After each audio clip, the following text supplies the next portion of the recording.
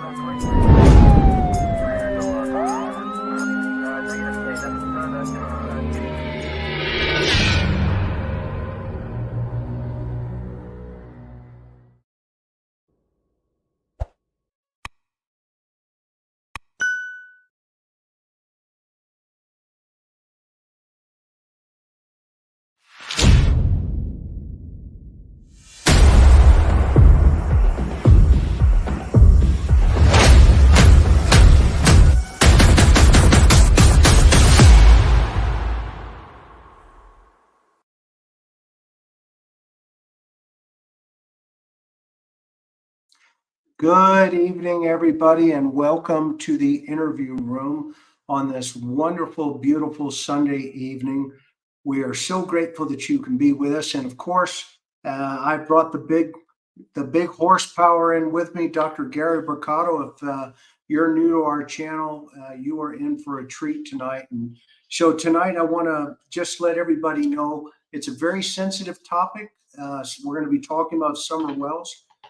We have not talked about this, Dr. Brucato and myself, outside of, behind the scenes, having many discussions. And I know that a lot of you are very anxious to get information about this. In fact, within the first 30 seconds, we've got almost 1,300 people in here.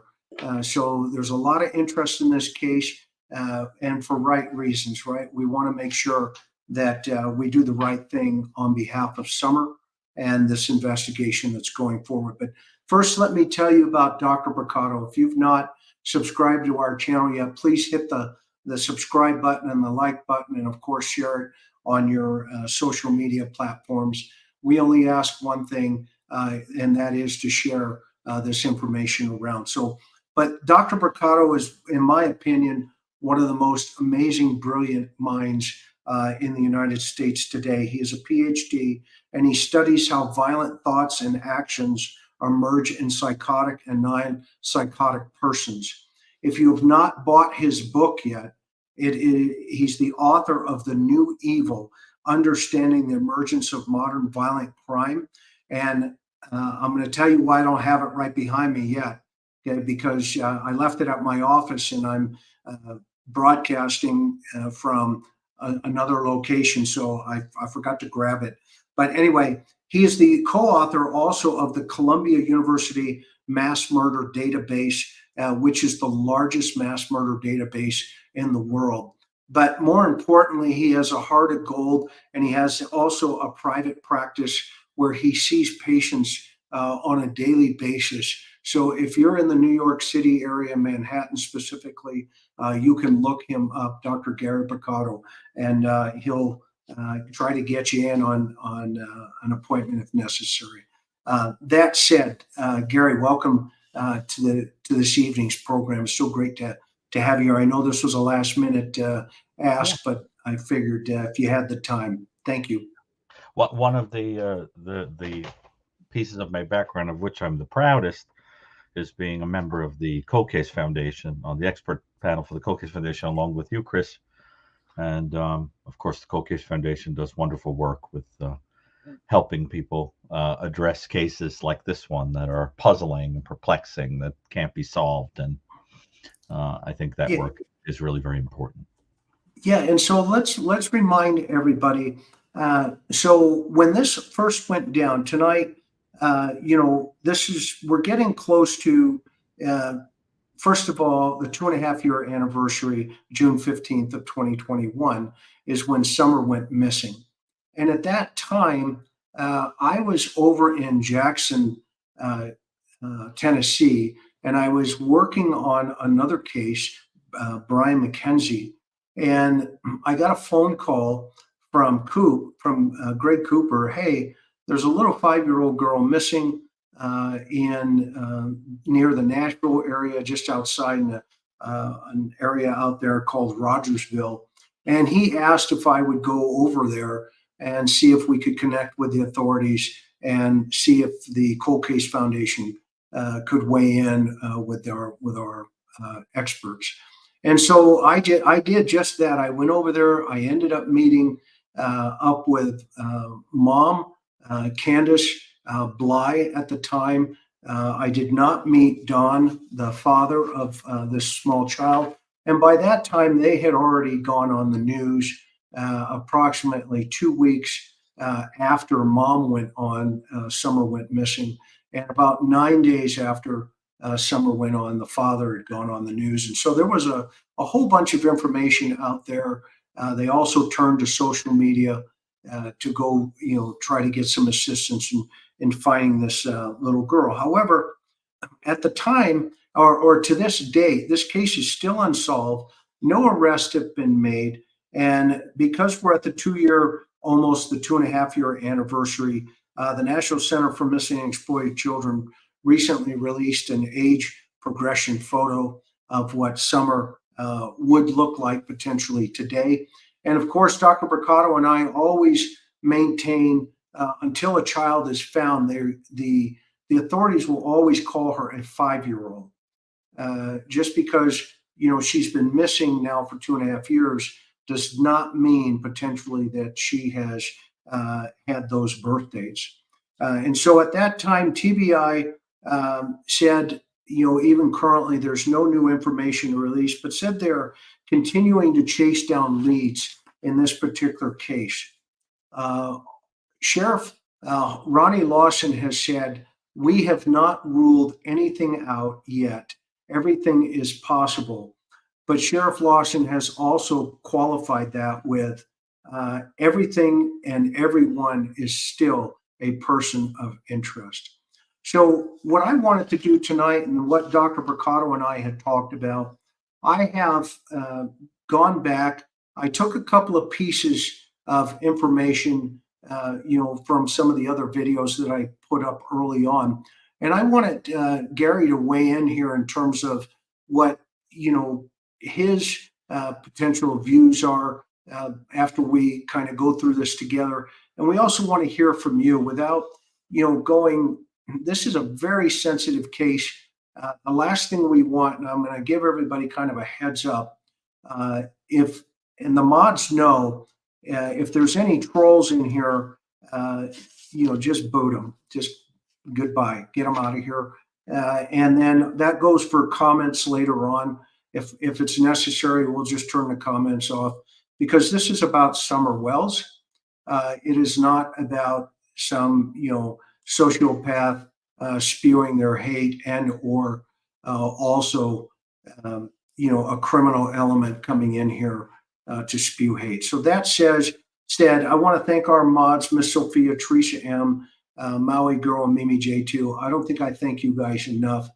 Miss Sophia being our lead. But I'll tell you what, we have the best mods on YouTube, and we are so grateful for each and every one of you. So that said, Gary and I talked, Dr. Brucato and I talked offline here a little bit, and he's really not 100% up on everything, all the minutia details here, but he trusts that I am, and but at the same time, this is why I wanted him here tonight, because he is coming into this completely cold. As what we do on the Cold Case Foundation is we present situations like this to panels of expert, and Dr. Gary just happens to be one of them. If you didn't see him on Dateline the other night, you missed a really good show. And if you have not bought his book, get down into the link below. Make sure you pick up The New Evil, because it is the 22 classifications of, really some sick puppies, as I call them. So we're lucky to have this brilliant mind in front of us. So Gary, a brief high-level overview right now. Sure. Right? So we have this 5-year-old who is out during the day with her mom and her grandmother. and another young man who was 15 at the time. And there's a couple of various stories. They went to the hospital for the grandmother to pick up, some medication as well as have her knee looked at. And so there was a medical issue initially presented. And then while the grandmother was at the hospital, the mom of the child decided to go. There was a wait time for picking up some prescriptions. So they went over to a park. And there at that park, the child went swimming. The other young man was present. The grandmother was present while she was waiting for her prescription after her medical appointment, and the mom was present. During that time, the mom took a TikTok video and placed it into the public arena for everybody's viewing. And so what I did is, when I first met the family, I asked her if she would meet me down at a church, which was located nearby, the Seventh-day Adventist church. And I met her with another person by the name of Robin, who also works at the church. And Robin facilitated that meeting. We were able to connect Candace, his mom, that's her name, and myself. And she agreed to show me where all of this swimming and all of these events took place. So from there, at the end of that interview, which I'm going to show you portions of that tonight for your own insight, she took me back to her house. And the house was in a holler in rural Tennessee. And in this house, she tells the story that her three sons were home. The father was at work. And when she got there, she walked into the house with some groceries, dropped them off, went back outside, and she and her daughter and her mom, i.e., Summer's grandmother, started to plant flowers. And then it's at some point Summer wanted to go back into the house, went into the house, and subsequently she lost contact with her. So Mom went into the house to find out where Summer was. And it was reported at that time from the three boys, which are her other children, that Summer had gone down into the basement to play with her toys. And so Mom shouts down into the basement, and Summer does not respond. And so at that, the story then merges itself into a stranger random abduction had come in and taken her out of the residence at that point. So I went into that basement, and I have to tell you, Gary, it was quite a sight. In fact, to me, it was more of a dungeon type of environment than necessarily, a child's room. It was connected to the parents' room. There was no doors. Beds were on the floor, and the door in of itself was exposed to the outside. So that was the story, and the dad had come home and immediately reported to him that his daughter was abducted.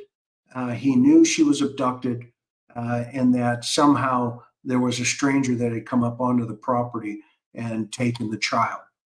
And so that's been the story from day one, that a stranger, parked a car on this road, went up a dog trail, went into this basement area, knowing that the child was in there, and then subsequently came out with the child under the perpetrator's arms, threw her in this car, and Summer has not been seen since that time. Well, So, Chris, I'm sorry. Just I want to make sure I'm following. Where did the hypothesis come from that this was an abductor? Who was the person who posited that? the father, the But that was child's not father. suggested based on any observation or actual witnesses or anything like that. It was just a No, story that was advanced. it's a pretty specific story, isn't it? Most people Yeah, wouldn't it's jump to that. right. And Uh, the authorities at that time, even the CARD team, the child abduction, right, response group from the FBI came up. They did a behavioral assessment in relationship to not only a geographic assessment, but they did a behavioral assessment, and they came to the conclusion that a random abduction it can be ruled out. In their opinion, this was not a random abduction, which left only a couple of other options, right, Gary? So first of all, I want to show you the door, and so everybody, if you can follow along, and we'll just kind of go here.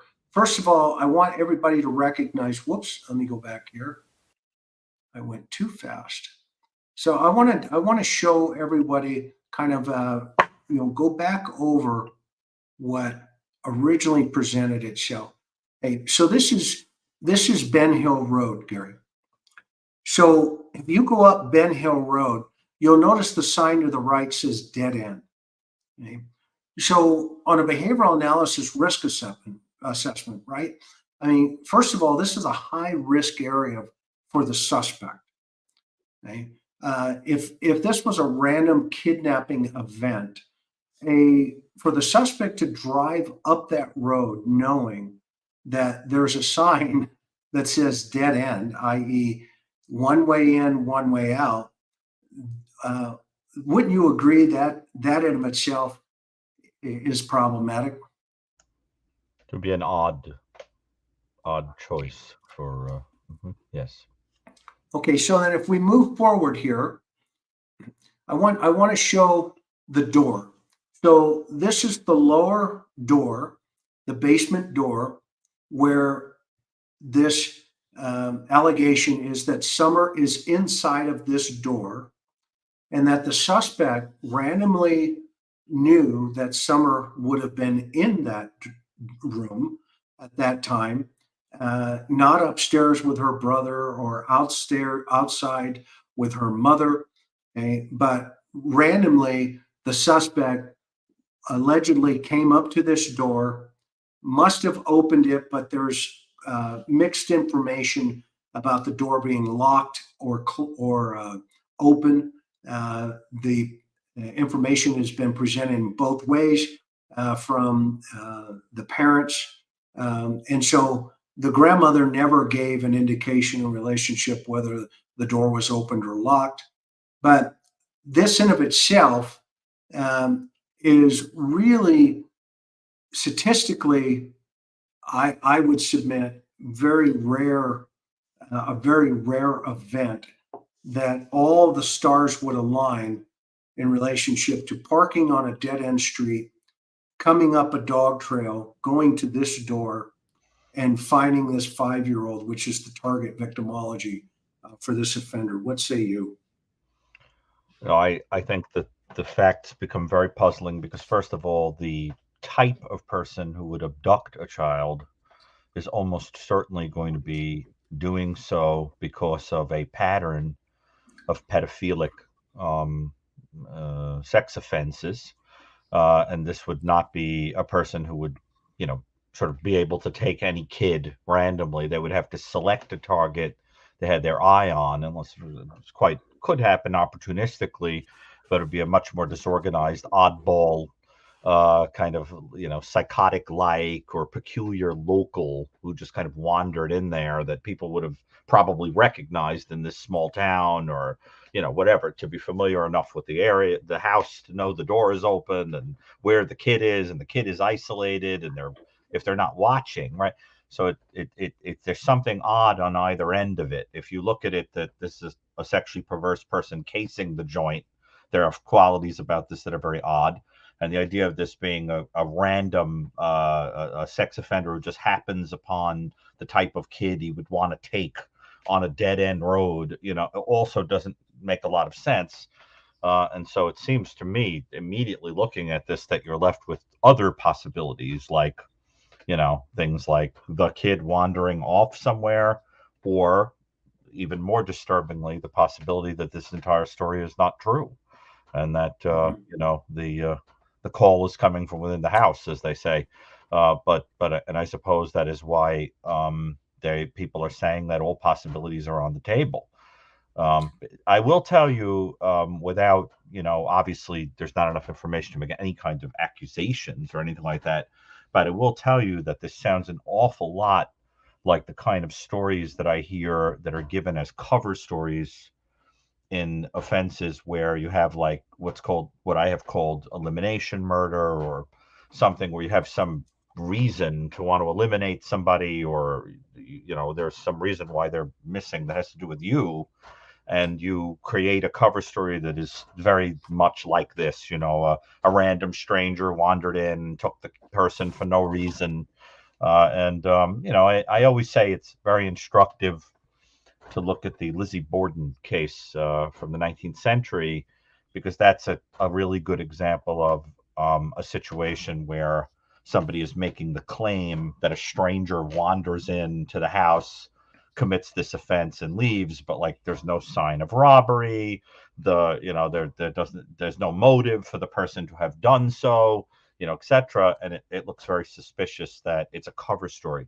But obviously, there's no way to say make any kind of 100%. Yeah, I will there's no always say definitive. the story itself strikes me as sounding off. And Yeah, then you're and left so with possibilities that start to narrow rapidly, as if it isn't that. yeah, one of the interesting things is right early on when Greg, myself, and the team took a look at it, we came to the assessment as well that through the victim risk continuum, that, this was a very low, circumstance, right? I mean, she's in her house. It's almost, akin to Elizabeth Smart, but not necessarily in that same lane because, that situation in of itself, they started focusing immediately on the local registered sex offenders. And in this particular Right. case as well, when the CART team came in and the FBI and TBI, immediately they started measuring, who was in that geographic region and who would have had a familiarity with that particular piece of property. And they swooped down on those individuals right away. So there's been no indication that it was an RSO in the Right. surrounding area. But just to be So, clear, I think the reason that was a reasonable thing to check is mhm, that, as we often say on here, there are two types of people who target children. They fall into two general buckets, right? You have the type that is going to know the kid and groom them, and slowly build up a relationship and trust and break down barriers. And those are the type that are more verbal and adept at engaging somebody. But the type of person who would just wander into a house, snatch a kid, and abduct them, that's where you're dealing with somebody who's going to be more weird and interpersonally not very good at talking and all that.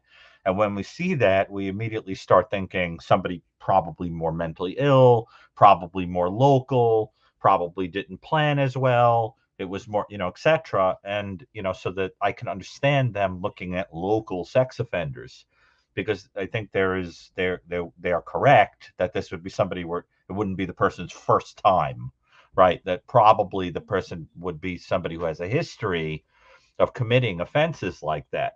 So, I mean, the first thing that I think from a profiling perspective that would leap out is that you can make a pretty fair bet that whoever did this has previously targeted children in some kind of sexual or aggressive way.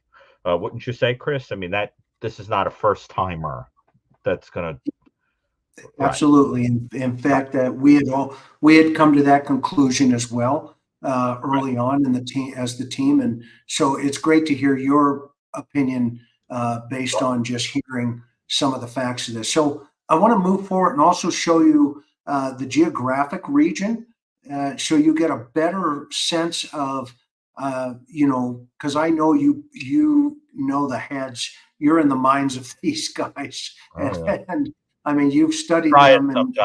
Yeah. yeah, You won't be able to but sleep without a sledgehammer to the head. It's yes, pretty hard. exactly. Yeah. And Mhm. so I want you to see the geographic region here. So let me push this forward. So this is where the flower pots were supposed to, where she was playing with the flowers. And one thing we noted early on, though, the majority of these flowers, they're not even flowers; they're just weeds. They're dead in terms of, they're not even flowers. The majority of these, if you zoom in close, which we did, not a single one of these, weeds could be constituted as a flower. But the story is that she was playing with her grandmother, and that her grandmother was planting these flowers. But here's the geographic region. One of the things that struck us really right away was the foliage, the amount of growth here. And I'm out on the street now. The house is going to be to the right up this hill, but the risk level of a suspect, and I'm pointing up to the top of the hill there, that's where the property is. There were some tree trimmers at that time below working, okay?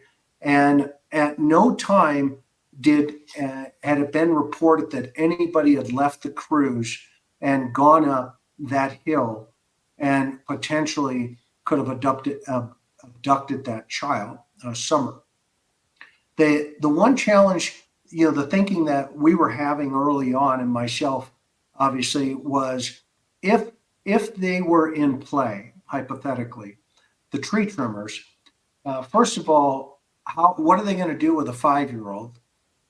Because they're there in work trucks. So that means there has to be a conspiracy now to commit this abduction of this 5-year-old, knowing for a fact that she's going to be up there in that room. So we eliminated that almost from day one because the odds of that statistically, as well as the behavioral aspects of that, would be a much difficult task to get away with. Would you agree? Yes, but not only that, the type of person that you would profile to commit a random abduction with all of the odd characteristics and so forth that we talked about is not the type of person that would be working with a team in a cooperative way on that kind of task or whatever. That there's a mismatch between the type of person who would do that and somebody who would be employed in that manner, getting along with people in that way in a conspiracy. That's more consistent with somebody that would be more of a schemer and a person who is interpersonally adept. That there's a mismatch in the way that it was carried out and the type of person who would be working on that tree cutting team. That doesn't make any sense to me. Wouldn't you say, Chris? That doesn't add up. Yeah, it didn't add up for us as well, Gary. I mean, Right. initially, and it still hasn't added up today that they would be a viable suspect pool. I hope everybody understand really the type of individual that, if let's hypothesize that it is an abduction, which it's not, but let's talk about for a moment while this is running, what type of person really is kidnapping children, and for what reason? Well, the vast majority of people that would be doing such a thing would be doing it for sexual purposes. So the idea would be that you'd have an individual who would probably have a long pattern of offenses against children where the person had a kind of an insatiable, kind of habitual quality of just sort of wandering someplace where kids are, snatching them, taking them off, and doing God knows what. And such a person wouldn't even necessarily take the person forever. There's a different type of person who would eliminate or kill the child, right? Then there's another type of person who would, let's say, take the child in sexual slavery or kidnap them to raise as their own kid or something like that. But you start getting more and more out of these, into these circles of more and more improbable when you're looking like at statistics, right? So already you're looking at something like, less like 1% possibility of abduction, and then you're adding on top of it like it's a sexual abduction, and then a sexual abduction with murder, and a sexual abduction where you're taking the kid off maybe before it starts getting more and more improbable. And the trouble with this is the kid never came back. So if the person was abducted, what's the most probable thing that happened? That the person is abducted and was eliminated, either as part of the psychosexual thrill for the offender, or simply because they were a witness to what the person had done. So now, what are you suggesting? That there's a local sexually sadistic serial killer targeting children that didn't leave a single trace of evidence, and there isn't a local body count of other offenses like that and all of that. In other words, it's when you've been doing this a long time, you start to see patterns that turn up over and over again when you're dealing with that type of offender, and none of that is here.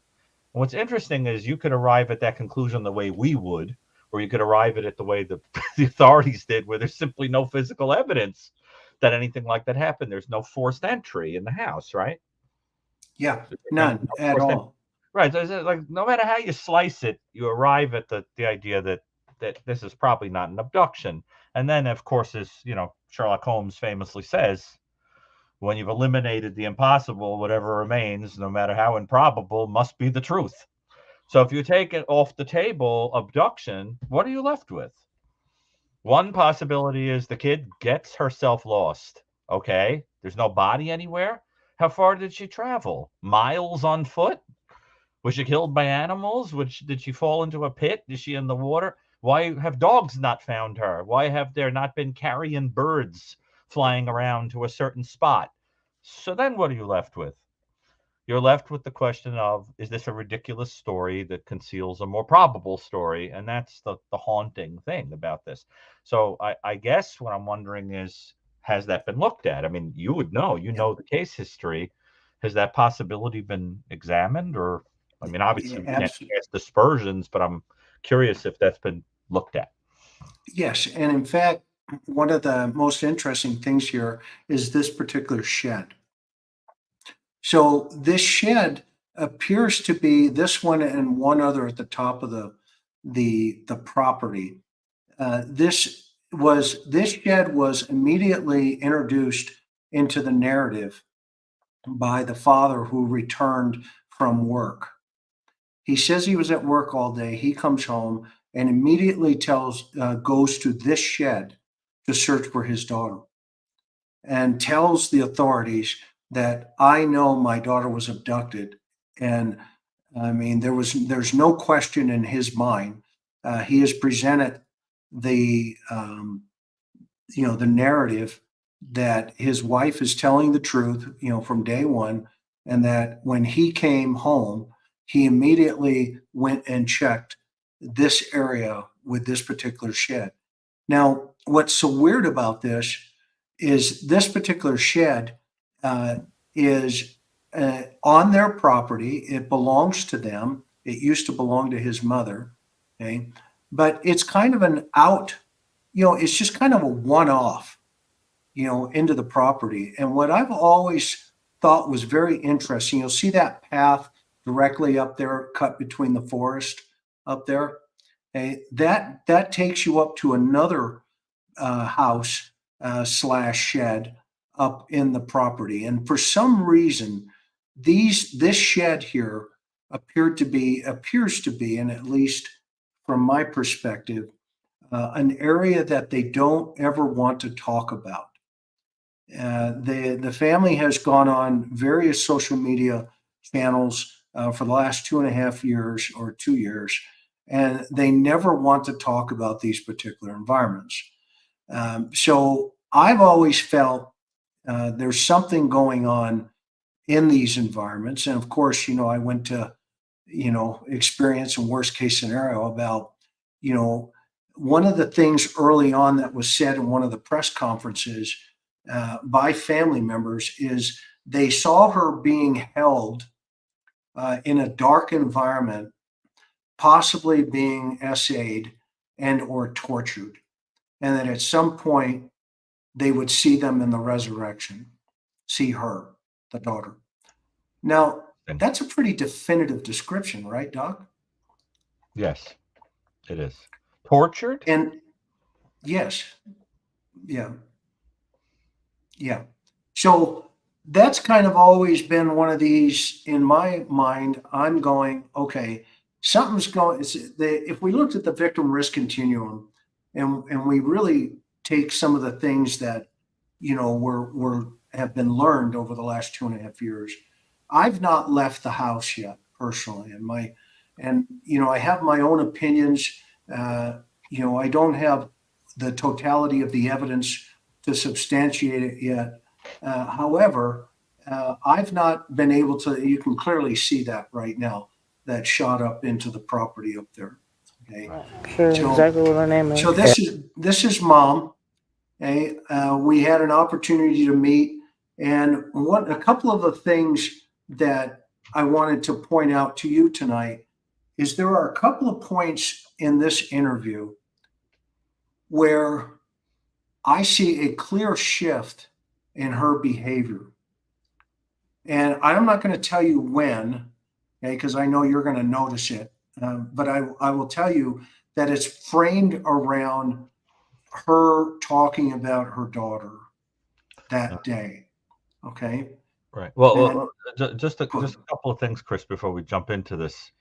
yeah, Um, well, two things. One is that you mentioned that torture idea.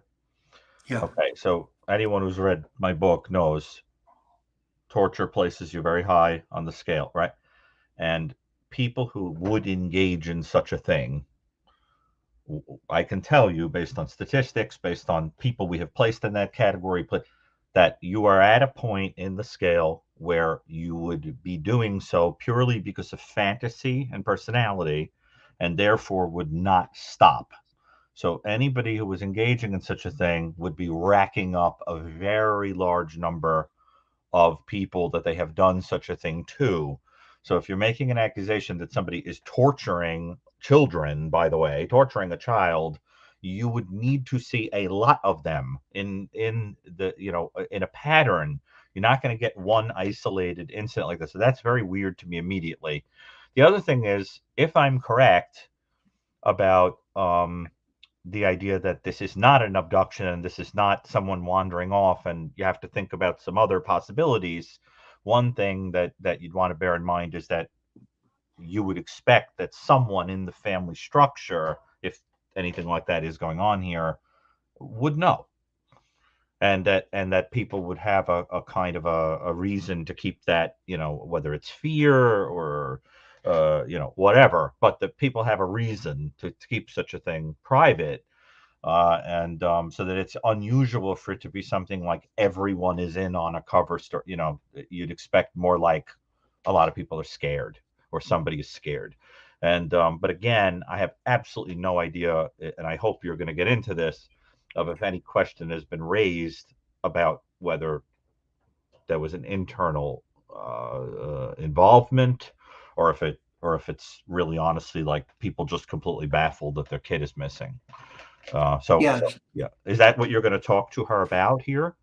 yes. Oh, What I did here is she took me back to where they were the day, basically. She lays out what had happened pre disappearance of Summer. Okay. But I've cut this down because if anybody wants to watch it, they can go see it in the set. But for Dr. Brucato, I wanted to just kind of narrow this down. But there's a couple of really interesting behavioral shifts here, uh, and I'll let you see the other two. But the one I wanted to tell you is immediately as we're walking down there, she makes the comment, everything is in slow motion. Okay, from that moment. So she's projecting to me that very moment, some type of event that has narrowed it into almost a movie screen or a movie projector, right? You know how in a trauma. So help people understand the traumatic effect or what happens in trauma and how victims describe their trauma events, because you know, I thought that was really almost fascinating when she said that, to be honest with you, because it caught me completely off guard. What's the specific line that jumped out at you? The exact I'll, phrase. I'll let you, And tell me hear the significance of this shirt. Why is it so important? Because my daughter loved Paw Patrol. Yeah, yeah. So let's take me back to that day when y'all were here swimming. Okay. You okay with that? Okay. So let's walk me down. Is this where you parked? Yeah, this is where I park. I park here all the time. All the time. And now, do you come here a lot? I used to come here a lot. Yeah. And do you bring the kids here? I'd bring the kids here all the time, and they'd either fish or swim, Okay. whichever. Right. It's there's nobody down here hardly. Right. So it's away from. I don't like to have the kids around a bunch of other kids because of all the sickness and stuff that's been going around, Yeah. different kids and stuff like that. Yep. So this was more secluded, private kind of thing, I guess. Okay. Yeah, it makes sense. That makes I'm sense. more of a quiet kind of person. I don't like to be in a big crowd. Yeah. I tend to stick to myself and my family, and that's it.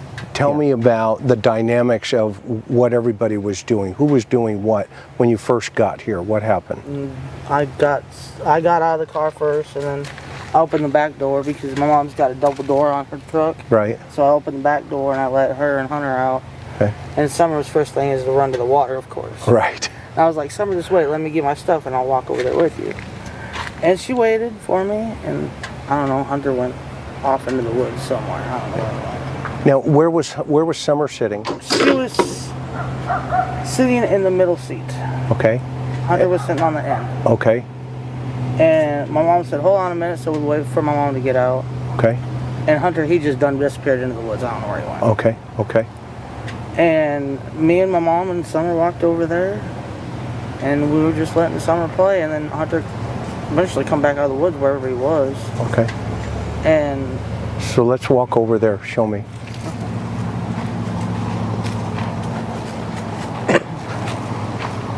And I'll just follow you, okay? No. So I'll follow you on which direction. And everything's slow motion now. I know. Okay, did you catch that? Yeah, about everything being slow motion. Right. Thoughts? Well, I mean, it sounds like, of course, I can't make a clinical determination of what's going on there, but I will say that people who have experienced traumatic events can sometimes experience dissociation, where the world starts to feel fake, time feels distorted, things can have an unreal quality to them.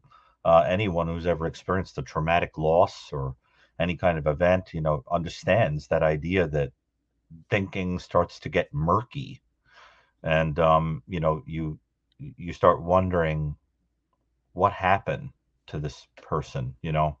Wouldn't you say, Chris? I mean, that we hear that from people who are victims of traumatic events.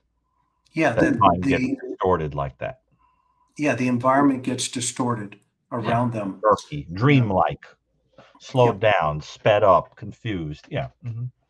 Right. Although we don't know. So which direction does Hunter go? He went that way. He went that way. Now, was he in a bathing suit? No, I think he just had his shorts and his shirt on. Okay, and Summer, was she in her bathing suit? Yes. And how did she get in her bathing suit? Or? I actually put her bathing suit on before we left home because it was really hot out that day. Okay. So it was just something small and thin, not so hot. Okay. Because I know how she gets too hot. Okay. And what was the temperature that day? Give me an idea. Probably in the 80s. Okay. So it's Tennessee warm. Yeah. Yeah. It's like it is now. And are you an air-conditioned person, or in your mom's truck was the AC on? Or I don't like AC. Okay.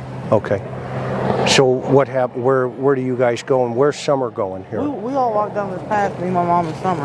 All right. So all three of you together. Yeah. Now, how does Mom's knee handle this hill here? Well, she uses her cane, so it's... So the oddity for me that day was Mom had gone to the hospital to get her knee, looked at, and she ended up getting, the whole reason they're there is because they're waiting for this prescription of pain medications and or medication to be, filled. So they decide, well, let's take the children Summer, let's take Summer swimming. They bring the 15-year-old boy with them that they had picked up. And in this particular, when she said, as I was walking down that path, I was like, well, you just came from the hospital with your mom and we're walking down this path here. How's your mom, navigating this terrain here? Because, quite frankly, I didn't know if she was just, selling me something or if in fact, it was the jury's out for me on that particular sale right now because I wasn't sure. And there's also a couple. Go There's ahead. also the memory, the fact that memory can be distorted in people who have experienced traumatic events. And I mean, for example, I've interviewed people who were victims of 9/11 who swear that things happened that didn't occur. It was raining. It was a beautiful day that day. I went back in to save somebody. People, there's no witness to indicate there's any truth to that. They just kind of remember it differently because trauma has a way of doing that. So we don't know, but it's interesting when you catch things that don't add up, all the different possibilities. But one possibility is that this is a person who is traumatized. Yeah. Right. Right. And so there's a couple of different stories here that were floating around, before I had even spoken to her one-on-one. One of them is that the child, Summer, was out playing. She'd gone underwater. The 15-year-old boy said that he went out, pulled her out. So you'll hear this from mom presenting that. The other, mom will say that never happened. Okay, so there's this he said, she said, a lot of that going on here. The grandmother, she's 50-50. She doesn't remember being here at the water hole, but somehow, she's at the water hole with the mom. And so there's a lot of moving parts here as, she's laying this out. A little bit easier, and she'll hold on to my shoulder so Okay. she doesn't fall or nothing. So you're kind of escorting her down here. Yeah. And is Summer ahead of you or behind She's you? right here in front of me. Okay. So walk me through that. I was just walking down through here. I mean, usually, like I said, we go slow because of my mom's knee Okay. messed up. Okay. I was just standing here at the end, and then, well, the water's up a lot further than it usually is. Usually it's down. You can usually see all that wood sticking up out of the water. And she was just playing right here. And what time do you get here about? If you remember. I couldn't even tell you, to be honest with you. Time is... I don't keep track of time. No, I understand. I mean, I get up in the morning, I do my thing with the kids, and then we go to bed. Okay. I couldn't even tell you.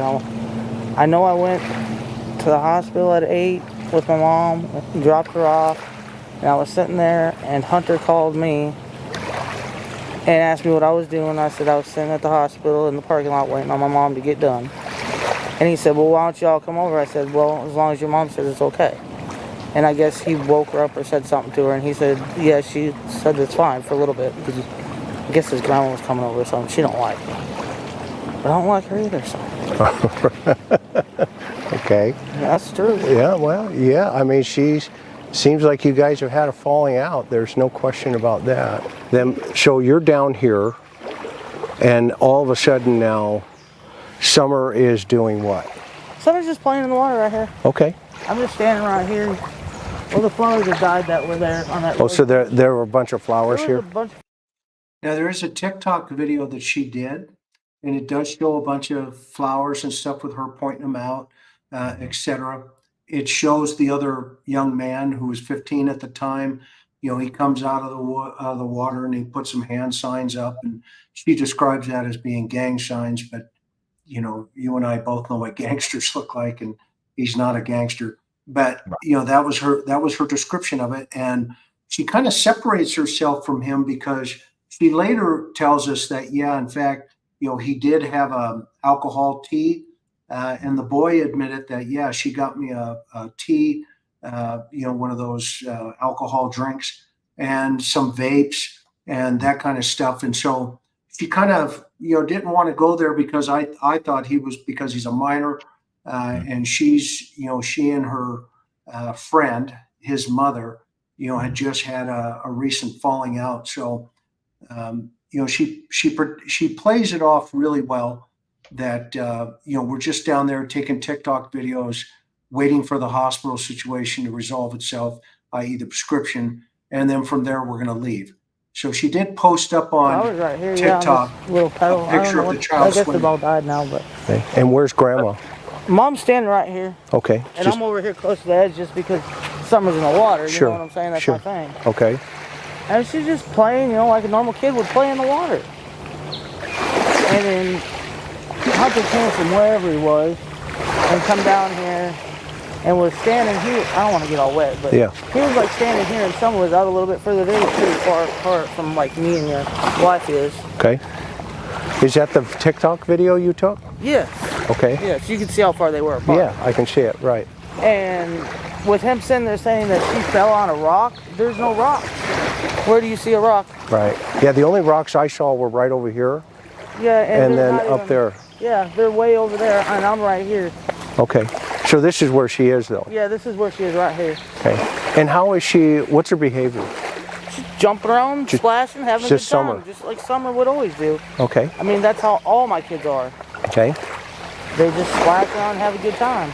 Does she go underwater at any time that you see? Oh, she just dips her head in, but sticks it right back up. I mean, it was only up to here So at the time. where did this idea of under the That's water, I have no idea where's where that even come from? from. Okay. That just blew my mind when I heard that. I was like, she didn't even go into, because when she was playing in the water, I was literally taking the TikTok video just to watch, and I did different things because that's how TikTok is. You can do different things with them. Right.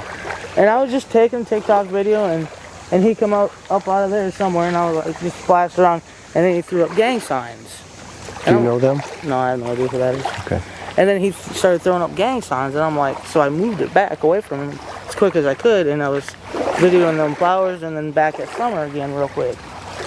And then he decided to get in the water right there, and he went like this with the water a couple times. I told him, please stop that. She don't like to be splashed. Okay. And so he quit and got out. And I said, come on, Summer, we got to go get Grandma's prescription. And we just got back in the truck and left.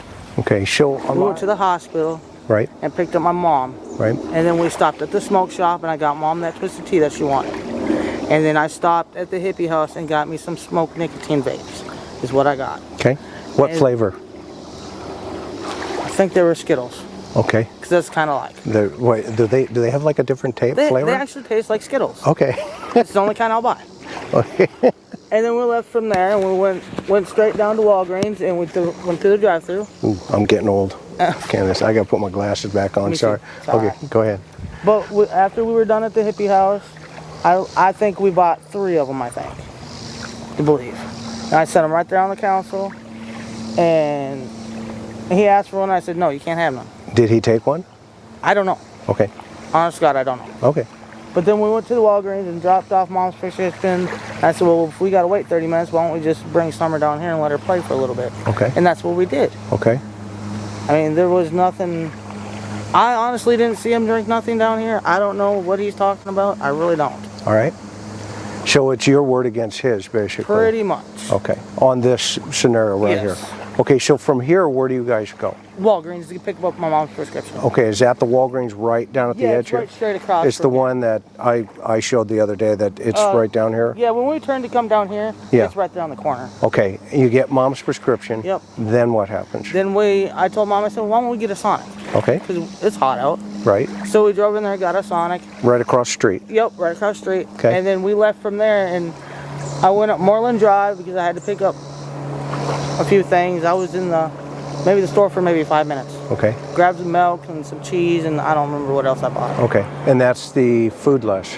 No, or priceless. Priceless, okay. Yes. All right. And then I was like, Hunter, you're not coming to the house. I'm sorry to tell you, but you're going back to your house. Okay, And I took him back to his house and dropped him off and left. And Summer was still awake when I left his house. okay, okay. And Allie did never walk to the truck and try to talk to me or my Okay. mom. I tried to get her to come over and talk to me, but she wouldn't. Okay. Where does, from here, when you left here Okay. And you went to Sonic, like you mentioned. What flavors do you buy? Do you remember? I think I got me and Mom a grape. Is that your No, favorite? Is not that, my mom. is that Summer. your, is Me that and your Summer got a favorite? grape. Well, that's my favorite. I don't remember what Mom got. She got, it's like a cool water or something like that. Okay. And then Hunter, I think, wanted the blue one, I think. Okay, is I that don't the really- slushy? Yeah, Okay. the slushies. I don't really... Did you buy remember. food? Nope, Just the slushies? just the slushies. Okay. Then what happened? And then we left from there, went to Priceless, and I wasn't even in there 5 minutes. Okay. Grabbed my milk, come right back out the door, and he was sitting there playing on TikTok like he always does. Okay. I mean, and then for him to sit there and say that he doesn't even make TikToks, I have on my phone personally, I can show you where he's made TikToks. Okay. Honest to God. The wind spray. I hope you've given it to the officials, right? No, actually, it's still on my phone. I haven't had a chance because I was going to talk to them Tuesday when I went back to town. Okay, 'Cause I got got it. some business I got to take care of. Got it. Roger that. So from there, you go back to Hunter's house. I drop him off. Explain the milk. The picture of The milk, it was sitting right there beside Summer. Okay. Because when I handed it to Hunter in the car, he was on the outside. Oh. I said, Hunter, put this on the other side of Summer and just set it over there. Okay. And she was wide awake sitting up. Okay. Like, she didn't go to sleep until after we left town. Did she change clothes? Yeah, I changed her clothes because when I have the windows down, it could be 100 degrees. I'll have all the windows on. Roll up the window, Mommy, I'm cold. And she not be cold, but I still do it. Is that part of Summer's That's just personality? Summer. Tell me about Summer. Tell you about. I want to know about Summer. She's a happy little girl. Okay. She's the best little girl anybody could imagine. Just like, well, I don't really want to say her name, Yeah, don't say her name. but you know, happy-go-lucky. Nothing ever brings her down hardly. Today's a tough day for you, I can tell. Yeah, it's really tough. It's been tough lately. Tell me about that. Well, every time I look around, I see her face. Okay.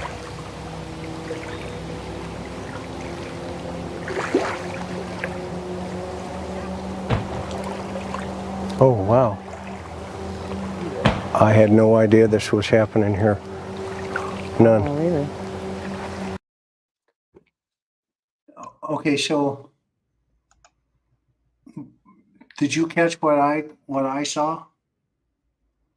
Well, The dr- you mean where just this second where you turned around? Oh, you mean No, what no. did you detect in the conversation?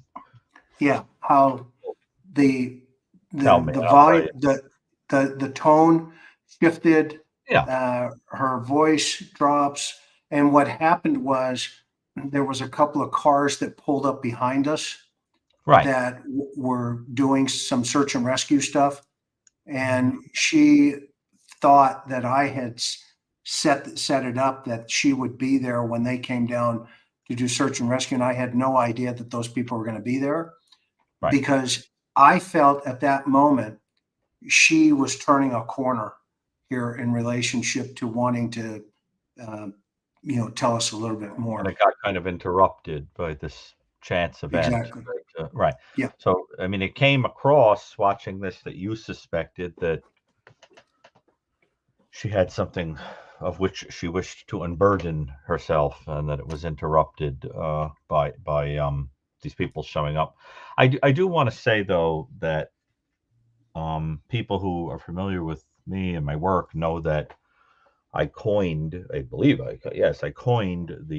term elimination murder, right? And that was my term for where an individual has a motive for eliminating a person, usually an intimate, because they are a witness to something. They're an impediment to a financial windfall. They're an impediment to a romance, whatever. They have to eliminate the person, and they come up with these ridiculous cover stories that don't add up because the people who do these things don't tend to be particularly sophisticated. And one of the really interesting things about contemporary elimination murders, when I've studied them, is that when people concoct these ridiculous stories, they tend to use to take advantage of things that will have timestamps, like TikTok videos.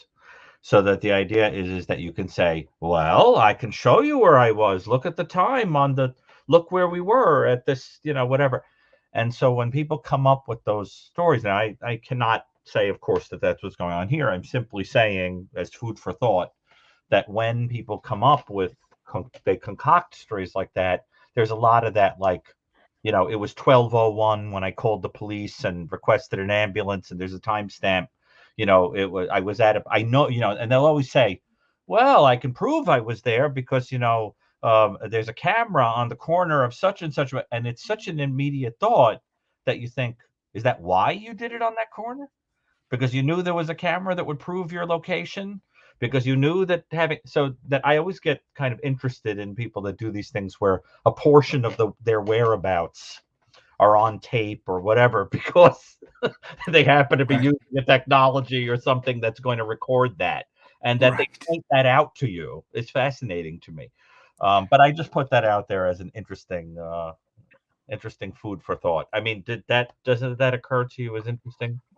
Absolutely. And in fact, the both parties, unfortunately, have projected those types of, timelines, i.e., I was at this place at a certain time, yada, yada. And, what's the old saying, right? Go ask the blind man, he saw it, right?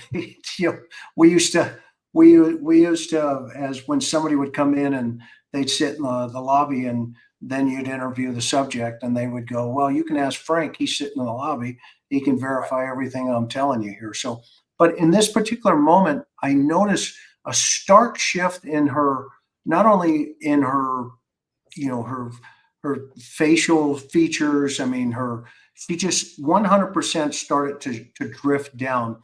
And I think for a moment there, she thought, she couldn't trust me for that minute there. And so Um, just real fast, you'll see her. Go ahead. I'm listening. She's almost locked in. I don't know what else I can tell you. Well, help me understand. And then immediately shifts away from her daughter in the conversation. I mean, she was thinking about her daughter, and tells me, as you can see there, well, and then it starts getting lower and lower and lower. And then right after this, in full transparency, the individuals that were searching were contacted by Robin, who was there, but she was away walking the dog. And they told her that, hey, we were coming down here to do a search. We didn't know you were going to be here.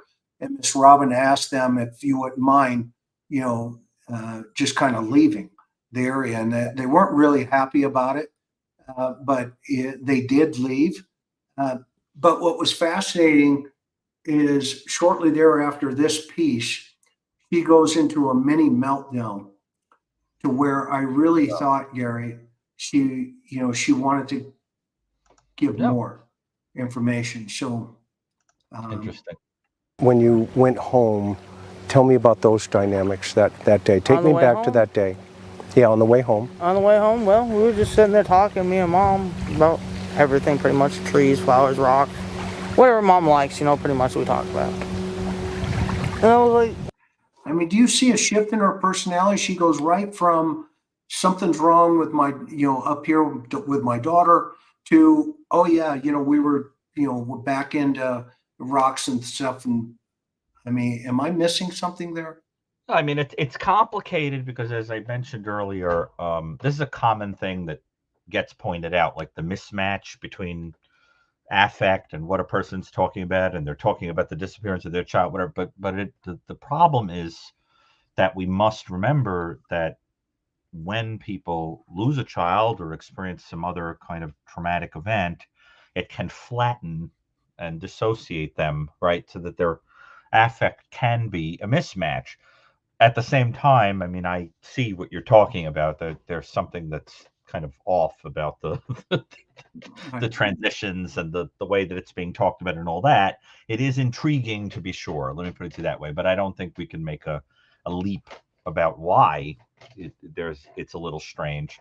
But also, I just want to say quickly, I remember reading earlier when we were talking about this case. I looked on some website that gave all the information on the case, and it said that police, law enforcement, etc., FBI had actually looked at all of the electronics of the family members, including social media, where they were, timestamps, content, etc., and also like surveillance cameras and things like that. And I think that's interesting if the idea is it's a random abductor, right? It's kind of interesting. I assume you're aware, Chris, that it's out, that it's public knowledge that they looked at that stuff. Yeah. They looked They at found nothing. Yeah. Right. That's interesting too. Right. Yeah. Found nothing on surveillance cameras, or found nothing on, because I don't think we know the results of computer devices and phones and things taken from family, do we? I don't think No. that's been reported. Right. But according to what I read, they were taken and examined Yes. and documented. Well, that's interesting. So do you know when we'll find out if there was anything on there of value? I think it'll be released to the public probably after an arrest, and if not in court at that point.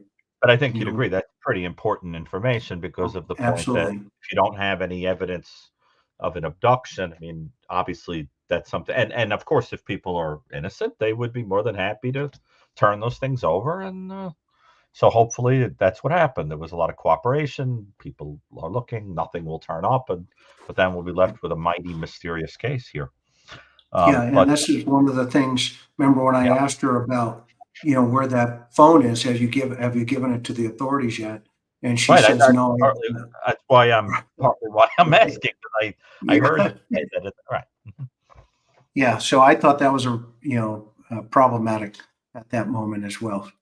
But I want to get to the second shift in her behavior, because what happened was she literally got to a place where she was just full on crying, and she looks at me, and I, out of respect for her at the time, I did, in retrospect, I look back and realized I'd made a mistake, but at the time, she looks at me and she goes, Chris, she goes, I really feel that God is mad at me. And she sits down and That's really has this pure meltdown. And I thought, okay, there's something more here. She's going to say something that, she felt safe with me at that moment. And unfortunately, we didn't get to it. It didn't present itself. What's Summer doing? She's like, oh, she fell asleep. I was like, oh, how's she sleeping? And when I look back, because I'm driving, and I look back like this, she had her arms up like this, like her daddy sleeps all the time. Okay. So I wanted to catch that moment. Okay. It's just things I do. Right. And I was like, here, Mom, hurry up, take that picture. And then she accidentally hit the video record Okay. instead of the picture part. Okay. So like, did you catch it? She's like, F, no, I accidentally hit the video part. That's what you get for handing Grandma the camera. Yeah, well, I was driving though. Okay. And I was like, did she put her arm back down? She's like, yeah. I was like, dang. And then she got a picture of her, but by that time her arm was down. But her arm was up most of the time like this. Right. And we were like 2 minutes from the house when she took her arm down. Okay. And then when we got to the house, we unlocked the gate, went up, and I woke her up. She got up, I unbuckled her, she got out of the car. We went and grabbed the boys from the house to Yep. come help us with the groceries. Yep. Because I always have them come help me do something. And now, who was home when you got home? My 3 sons. Okay. And how old's your oldest? He'll be 13 in September. Okay. So was he babysitting? Well, technically they weren't really, they were watching TV and sleeping at the same time. Okay. And I was just gonna run out for a second, and we never even planned, I didn't even plan for Hunter to even be with us that day Got at all. it. Got it. He just called and was like, wanna come over for a second? I was like, yeah, I'll come over for a second, but I gotta get right back to Mom. And that was all it was a quick second thing. Got it. And he's like, Mom, can I go with them? I'm like sitting there shaking my head like this, and I was like, I don't care. So I'm just like, okay, whatever. Okay. I didn't even think nothing of it. You know what I'm saying? I always take them kids. Every time they call me and ask me, come get me, I always come get them because their mom don't do nothing with them. Okay. She just sits there.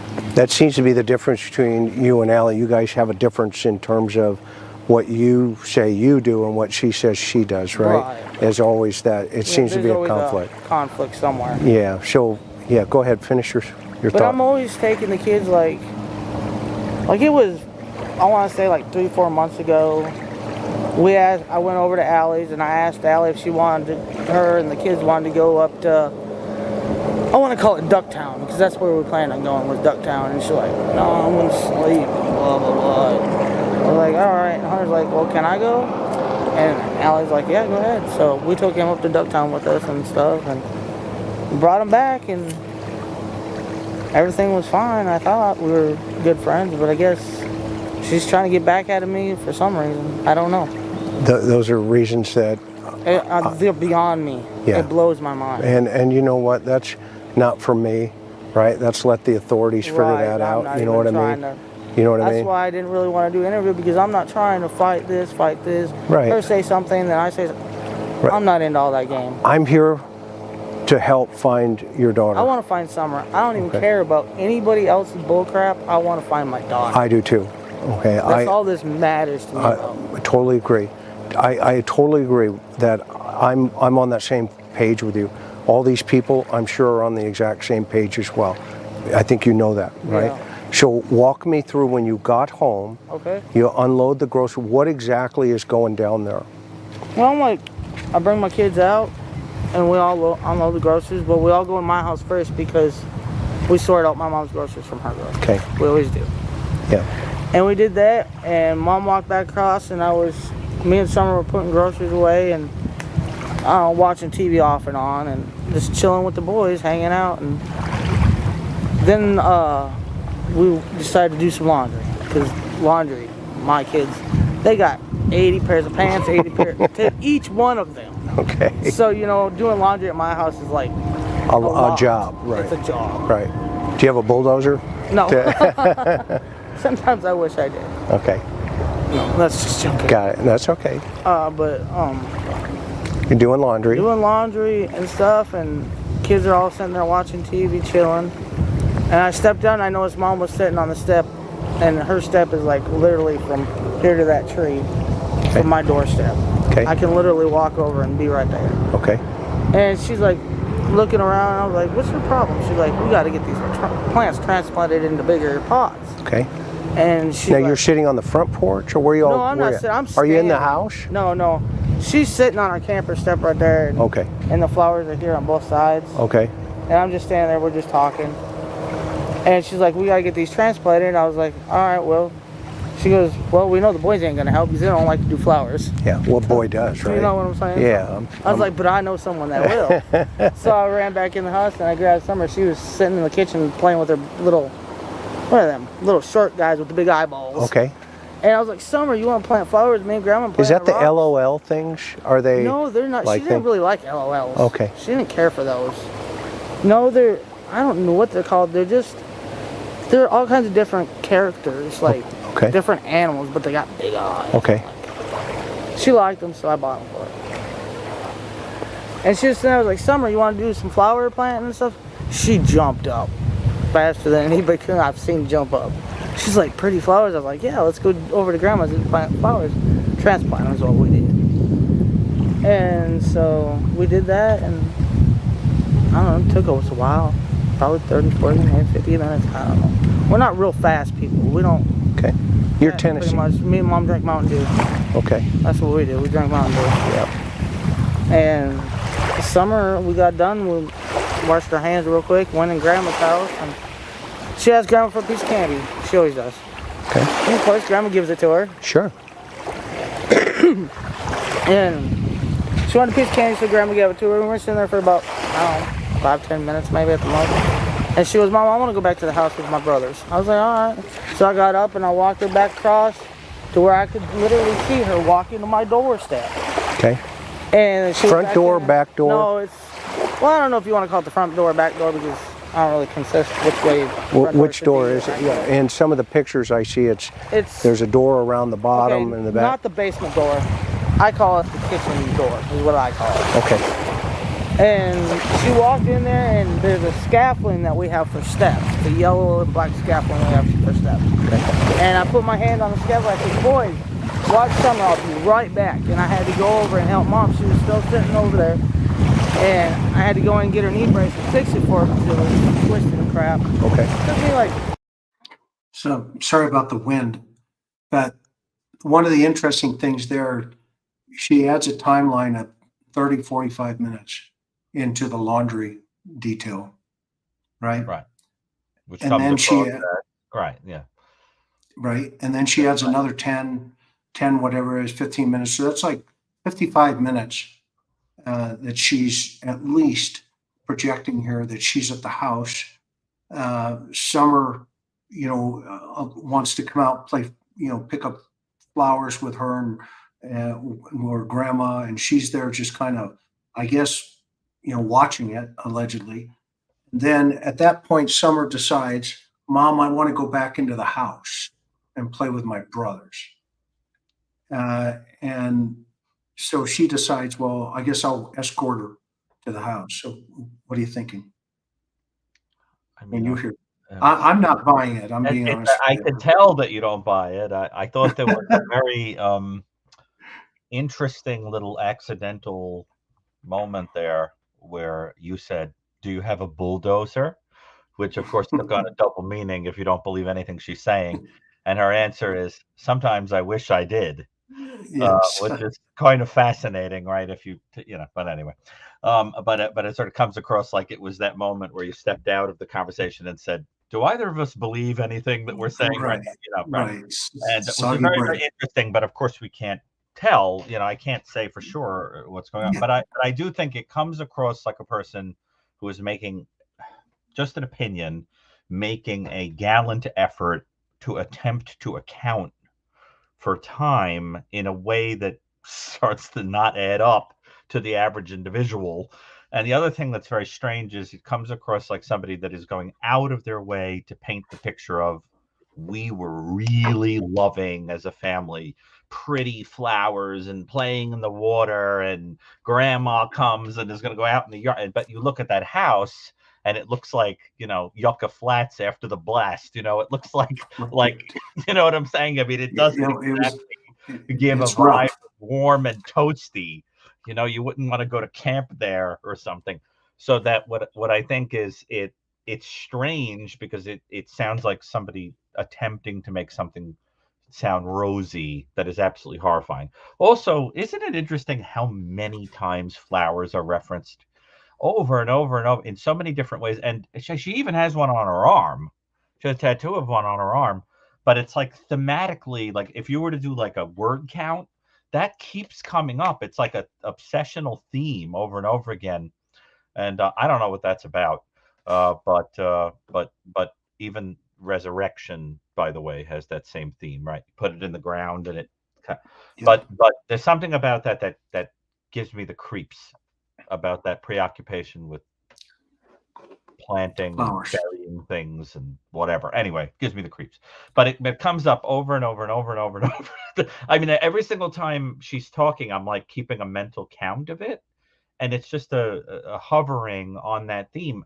I don't know what that's about. But didn't you say all the flowers are like kind of dead and corroded at Yeah. that house? It doesn't look like a flower lover's garden No, there. they're not. And there was no It- flower bed or anything, right? It's just like a couple of no. pots. No. Yeah. Sorry. With rocks and the majority of it weeds, Yeah. and so, and her sister's name was Rose too, Oh, by the way, oh, really? Well, there's right? something thematically interesting about that. I can't put my finger on what it is, but when people tell a story, particularly if it's an untrue story, and we don't know if that's what's going on here, they have a tendency to kind of adhere to a theme and obsessionally stick to it over and over and over and over. And I'm just intrigued by that. That sounds like, that's my story and I'm sticking to it, kind of a Yeah, thing. and But you can tell that you don't believe this story. You're right, very because kind. Yeah, right. it of course it presented itself very, that the one of the biggest challenges, obviously, that I think looking at this through the investigator's lens has been the consistency of the basic tenets of the story, right? Right. Flowers, grandma, she left my sight. She said hi to the boys, or, went downstairs, and I went in where's Summer? And she's downstairs. I went over, looked downstairs, yelled her name. She Right. didn't respond. Boom, she's gone, vanished. Yeah. Right. It's an And odd then, story. Yeah. right. And let me show you, let me get to one other part here because we see 5 I saw minutes, another shot. maybe 2 minutes. I don't know. Okay. I'm not a time person. Never have been. See, and there she references back to not being a time person, but just before that, she knew it was 30 to 45 minutes to do the laundry. Okay, when I first asked her, what time did you get home? She goes, I don't know, you know, it was blah, blah, blah. She's all over the map. And then she wants to pinpoint a specific time frame, which to your point earlier, okay, she says, oh yeah, 30 to 45 minutes we did the laundry. And yet when I say we're talking about how long was the child out of your sight, she goes, you know, I don't know, I'm not a time person. Okay. Right. So that's kind of like, well, she's right. I was thinking that earlier, that there was a contradiction in going out of your way to say I'm not a time person, but then obsessively accounting for minutes as if you're sitting there with a with a stopwatch in your head. exactly. Going, it took 31 minutes to do this and 15 minutes to do that. It almost sounds like somebody said, memorize this. And if anybody Right. asks you to give this information, here's what you say, you know. And doesn't it come across that way to you? Very scripted. I have felt that the story was scripted, and grandmother, you know, Who's the kind of scriptwriter? confirm. Well, that's a great question. That's a great question. Hmm. You know, it's definitely not a stranger, in my opinion. Okay. And next thing I know, I said, Mom, I'm going back over with the kids, chill and hang out, whatever.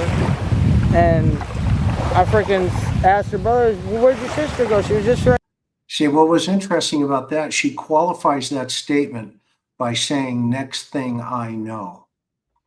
Okay. Now, you and I both know in a traumatic event that when you are living that tunnel vision where everything is slowing down and everything is reliving itself, okay, I mean, those are like really narrow walls that are right there. And typically you don't hear that comment of, well, the next thing I know, that I've often heard, and you keep me on the right lane here, Doc, is, well, this is what happened. And I mean, I can tell you, as you know, my son, when my son passed away, you know, I was in Disneyland when I got the phone call from the cops that my son had died.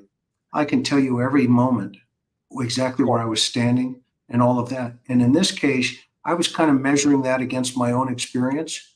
Okay? Yeah. And when she made that comment, I thought, okay, there is a flag here, a red flag. Here with you.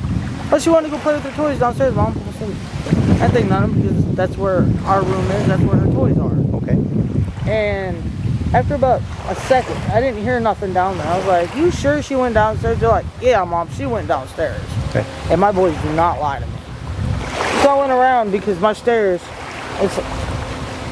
my husband calls it a bar, but it's not really a bar. I call it a mess. We built it over the staircase. I guess you could call it a bar, but it's not really a bar because we don't drink that much. So, but it was like where we put our TV stand, stuff like that. And I walked around because that's where the steps are hidden up underneath there. And I said, Summer. And she didn't answer me. I said, Summer, are you down there? And she didn't answer me. So I ran down the stairs pretty much. I was freaking out. I was like, why is she not answering me? And I looked, I just went, I blew up. I went everywhere looking for her. So I couldn't find her nowhere. Okay. Then what happened? And she was just gone.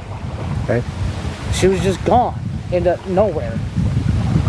And I started tracing the property, going everywhere I could. I sent my boys down through well, we live on the hill, so it was down down by the creek. Okay. I sent them all down through there looking and everything. I said, still didn't find her? And they said no. So I ran over and I freaked out. I called Donnie because that's what I do automatically. I freak out, you know. You called Don. I called Donnie. I said, I cannot find Summer. Come home now. He's like, call the cops. So I threw my phone down on the back of his pickup, ran over to my mom, picked up her phone because it's the only. Now, see, that's never made sense to me. She calls her husband on a very good phone. then Right. throws it away and takes her mom's phone to call 911. Right. But remember what I said earlier? If one is considering the possibility of a cover story, things that have timestamps are very important. So in a story like that, you're always going to say, "I called at this time," and then because the person has the sense that that's going to make the story seem more true, that you had an emotional reaction and you immediately called, and there's a trace of it, right? That kind of thing. So that people always go out of their way in these stories to say that, and then I picked up this phone and then I called, and but explain. I think the point you just made is very important. So explain to the audience a little. I know what you mean, but tell the audience what you mean about why that didn't make sense. Well, because, one, if later on, which by the way, it ended up happening, the description of, well, the phone wasn't working, so I had to use another phone. Okay. Right. Well, so right now there's in this particular narrative, there's the ability to say, well, I threw that phone away. And so that could have Right. been the one that the cops wanted. And, Right. so she's just narrated into the story, the one that she hasn't turned over to the police at that particular point, which she related to us earlier on. That could Right. have been the one. So then, So right. It's yeah, conspicuous. yes. Right. Yeah, I like the way. So we've got a lot of questions that have come up here. So let me grab some of these, Doc. And are any other thoughts that have come to you? And by the way, we have a lot of members that have come up here tonight. Thank you guys so much for everything. Um, let's see here. They picked up her mom. Yeah, there's a lot of comments. They picked up her mom, went to the smoke shop. Thank you. Yeah, the sequence is important. They went to the swimming hole to pick up their mom. Yep, we got that. Thank you. And by the way, if you're listening, we have about 4,300 people. The lab is going to do a program tonight right after this. You guys are going to have to get over there after this. He's got some really interesting tapes that have surfaced, and that they're pretty interesting as a whole. But so right now, Doc, where this is standing is nobody's off the table at this point. There's no evidence, according to the law enforcement, that this is a random abduction. Right. Now, Casey Anthony, to help us understand the psychosis of that individual, even though she's been found not guilty at this point, right? If I remember right. Right. But that is true. But when we think about what she was accused of, right? Of course, the killing of one's own child, you get right into this point that I keep making about elimination murder. That in other words, when we are talking about the kind of story that is being given as that possibly as a pretense or a speculation on the part of someone that this was some offender that came in and killed, that's a very different type of animal. That's the type of offender who is motivated purely by fantasy, sex drive, impulse, a personality that's going to keep doing something over and over and over again. But when you get sort of, lower in the scale that I write about, you see people who have more situational reasons for committing an offense, right? And one of those reasons that's just at that sort of spillover point into being a kind of a full-blown psychopath is people who are willing to eliminate someone simply because that person is in the way.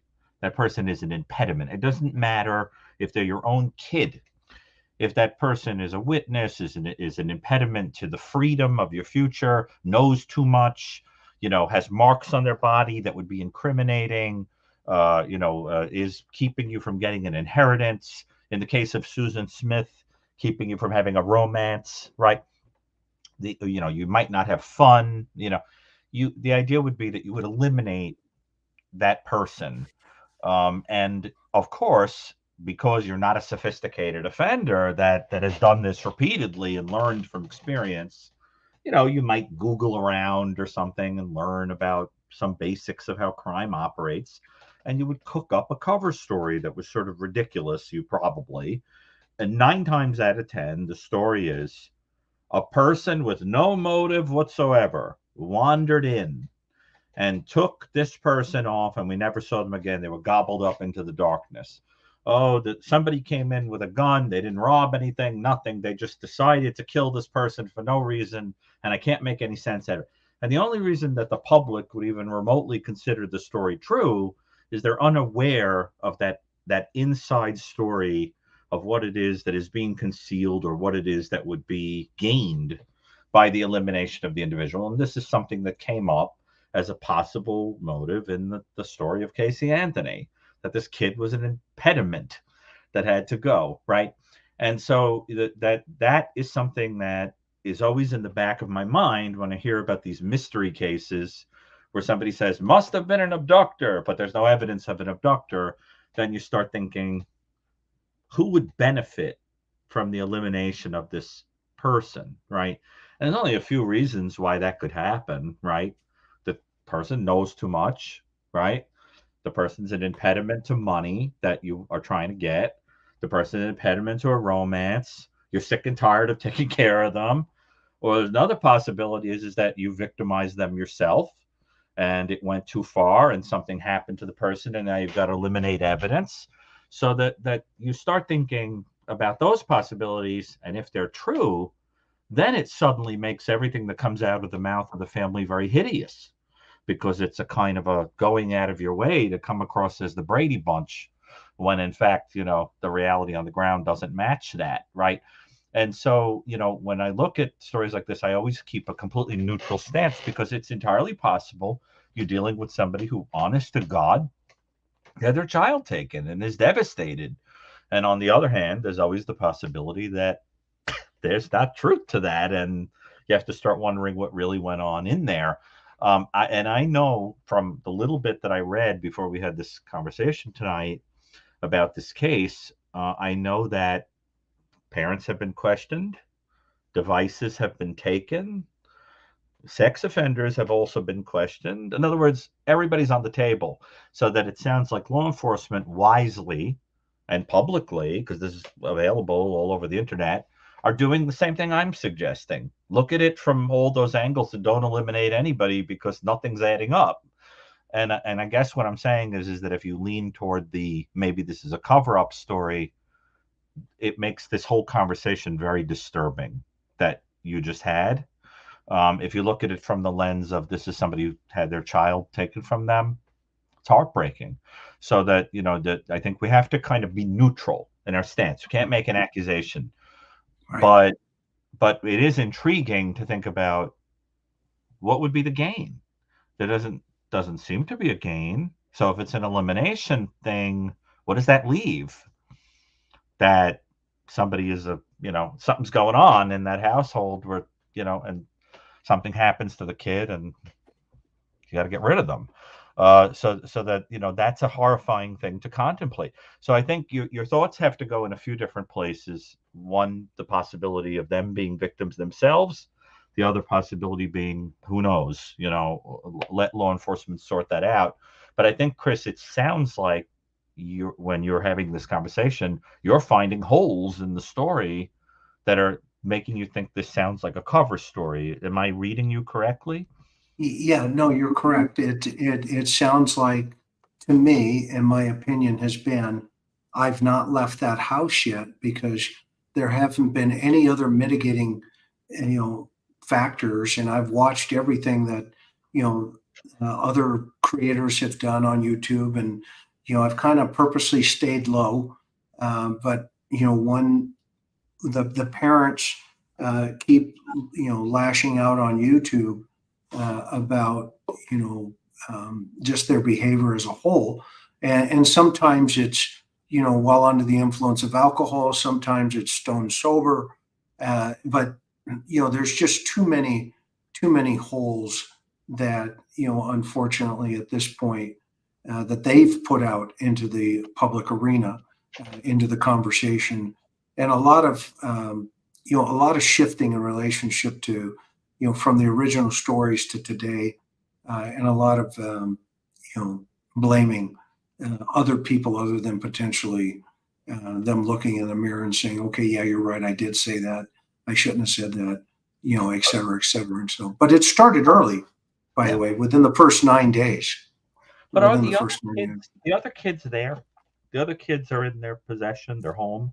No, the other children have been taken into protective custody. And that's the other thing. Now, the Child Protective Services is being blamed for abducting Summer right now, by family members.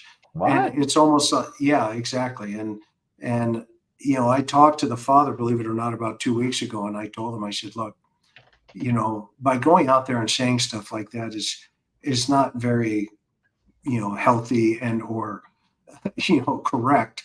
There's not a huge conspiracy in Tennessee for the Child Protective Service to kidnap your daughter and then come in and take your other 3 children independent of that. So, And do we have and any then, knowledge? Is it public knowledge why the children were taken?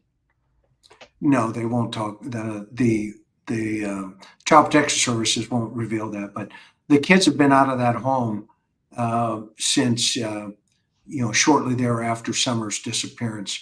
And in fact, they had already were already on the radar of Child Protective Service before Summer before she disappeared. And so, I've always had the opinion, and I've talked to Dawn, her father, and Candace, her mother, that 5-year-olds just don't vanish from their basement at a house.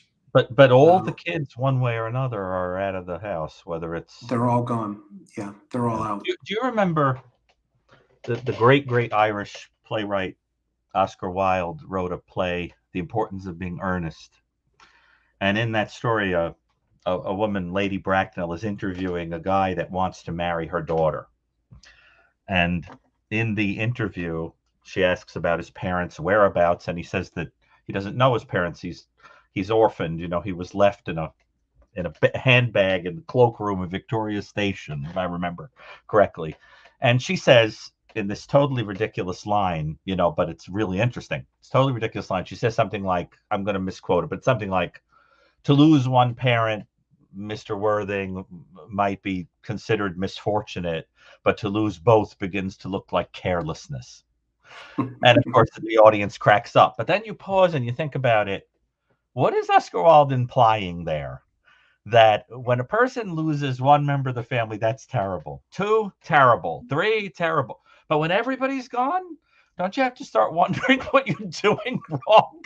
Right? I mean, Yeah. You sort of have to pause a moment and kind of think about that. Right. And so, it's interesting because, I sense that that's what you're starting to wonder about, Chris, is the possibility that that kid is in the home, the other ones are out. They may know something and should be talked to if they haven't already been. You've got another kid that's in the home, and all of a sudden she goes missing. And people who have had multiple children from them are telling the story that someone else who takes children, who does terrible things to children, came and took this kid and brought them off. And it's curious. Also, am I correct that there's a legal history in the parents? Or are they like Dad, people that have never?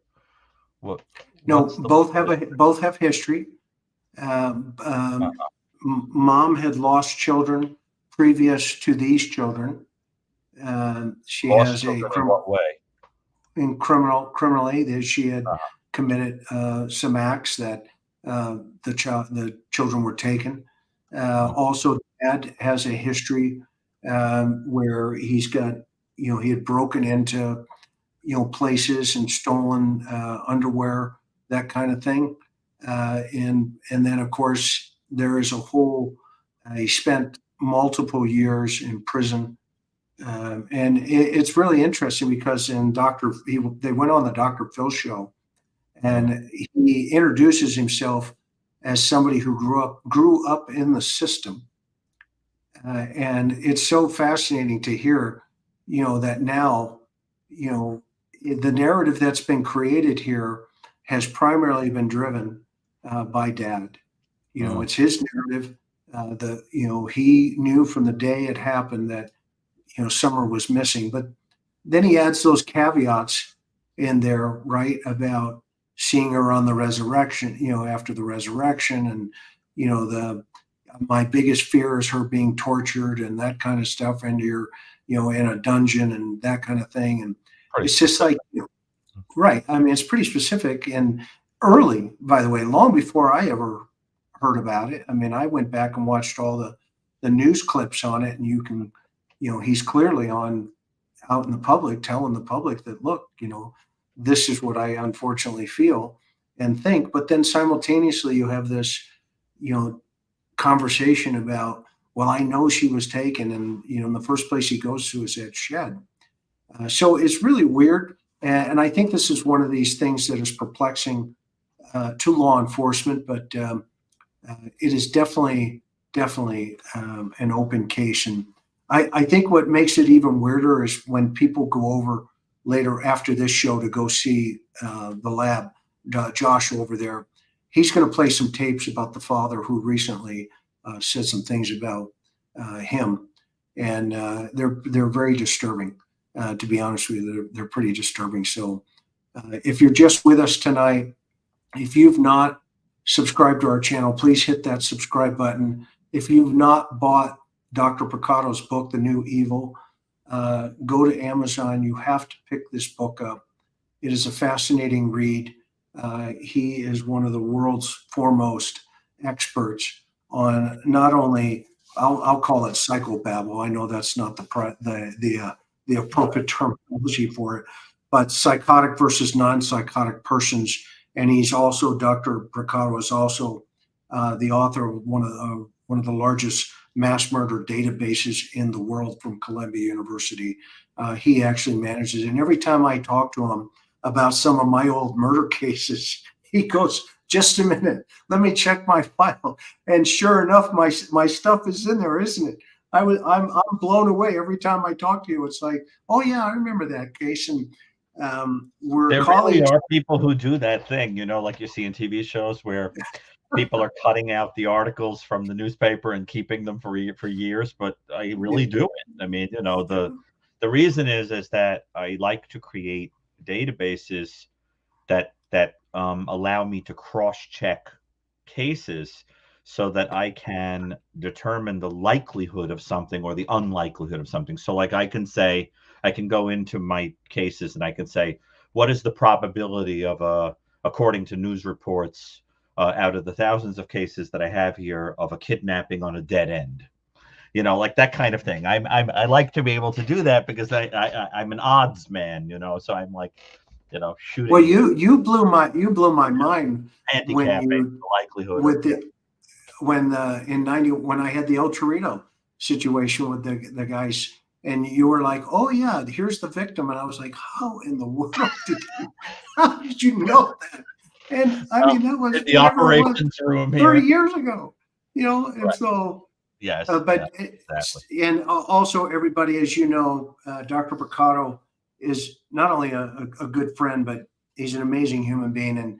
And if you do need help and you're in the Manhattan area, look him up. He does see patients, and he's one of the most empathetic human beings I've met. And with all the darkness that we see around us, he is a bright light with inside of that darkness as a whole. Not to steal a comment from somebody, but you are amazing. And so anyway, Of you, any other thoughts, Doc, before we call this? It's an hour and 40, and I told you I'd only take hour. I said 60. Can't but, help myself. It sounds like people have a lot of questions. I don't know if you want to take a few minutes. I guess the most important thing to say is, obviously, we have to let law enforcement do its job. I think we're arriving at conclusions that are very similar to what law enforcement came up with, which is that nothing can be eliminated, right? There's the abduction thing doesn't make any sense, but like they haven't eliminated anything else. You know what I mean? So I haven't. I mean, am I right?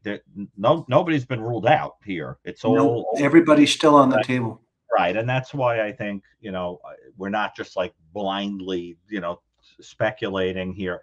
What we're saying is we can understand why these everybody's still on the table.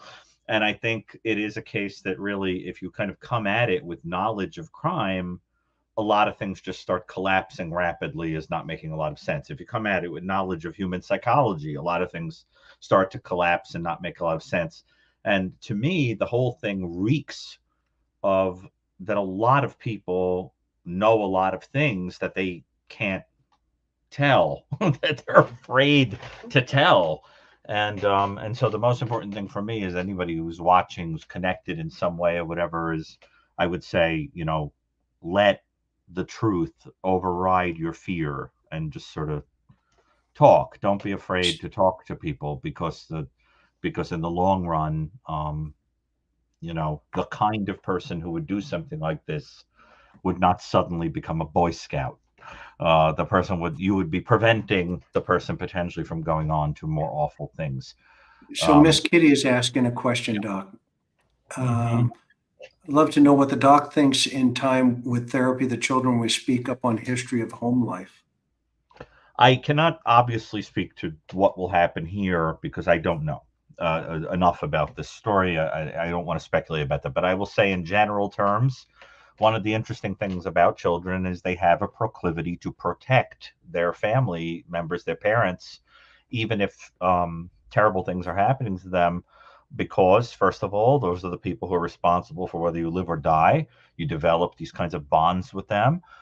We wish to believe that they are loving and good people.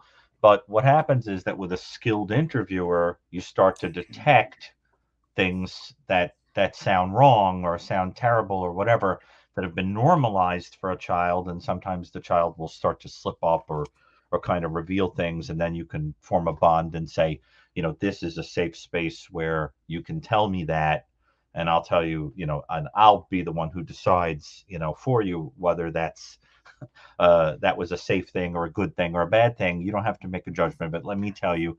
And then you could say to the child, um, you know, a lot of other children go through that, but it's okay, that it's scary or that it's bad or whatever, and that maybe you think it's okay because it happens so much, but but it's okay, for me to tell you that it isn't safe or it isn't good or it isn't.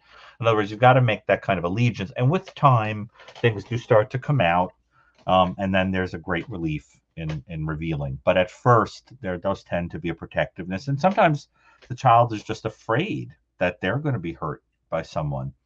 And we don't, of course, know if that any of that was going on in this story.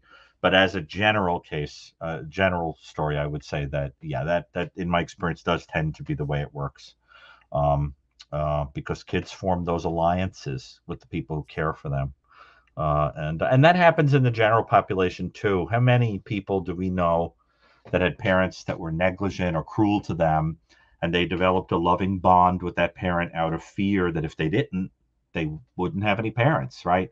And then they spend the rest of their lives until they get some help, usually getting into lousy relationships because that's what they think love is.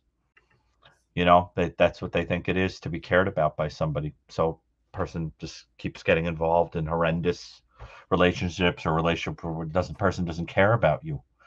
And so because ultimately our relationships are often a reflection of our childhood attachments. As Freud said, our beds are crowded. I love it. So it sounds like we have to do a part two and show you the inside of the house. But I think folks are wanting Oh, your sure. opinion about the inside of the house. So That we will do that. warm and toasty environment that you made it sound like. Yes, I'd really love to see the 100%. flowers, that flower area there. I saw a glimpse of some like hideous weeds and things. Do you have any other images of Yeah, that? I've got I, close-ups on them. I'd sure love to But see that. Yeah. yeah, But are there well, any questions that we can address other than that? Yeah. See, FBR car team said no abduction. Right. So then what? okay, so let's see here.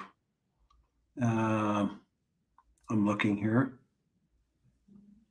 Has it also been exhaustively determined that she didn't just wander off, fall in the water, drown, die in the woods, whatever? That's been ruled out, right? Yeah, there were over 100 and I think 132 agencies that assisted during the search at that time. And so they did not come up with her body at that time, nor have, Or and they've gone back. house has been searched too. Yeah, they have been going back and forth, the house, everything, neighbors, everything, and they've not yet discovered her. Yeah. So And you whoever have, took her very far away to eliminate her body, or has her very far away. In other words, correct. she's nowhere in the immediate area. Okay. Yeah, and you and I both know statistically, right, within the first 3 hours, there could be a problem. If it was a stranger abduction, I'm But trying the to type grab a of couple. offender who would have taken her in this way would be a Yeah. local. Would Yeah, almost this is the other local. one where, Right. the mom's sister rose by. I've talked to the sheriff on that one, and I'll talk to you offline about that. But that's also, this is the sister of the mom who's just vanished again. So you have a family with two family members that have evaporated. And what the other part of it's really interesting is some of the family dynamics and of the mother. The mother's uncle was just recently released out of a prison in Wisconsin. He was a Category 5 high risk RSO, and the Attorney General petitioned the parole board not to release him from prison. Wait, I'm sorry. Which person is this? Who is the RSO? This is the mother's uncle. Okay, so it's her mother's brother.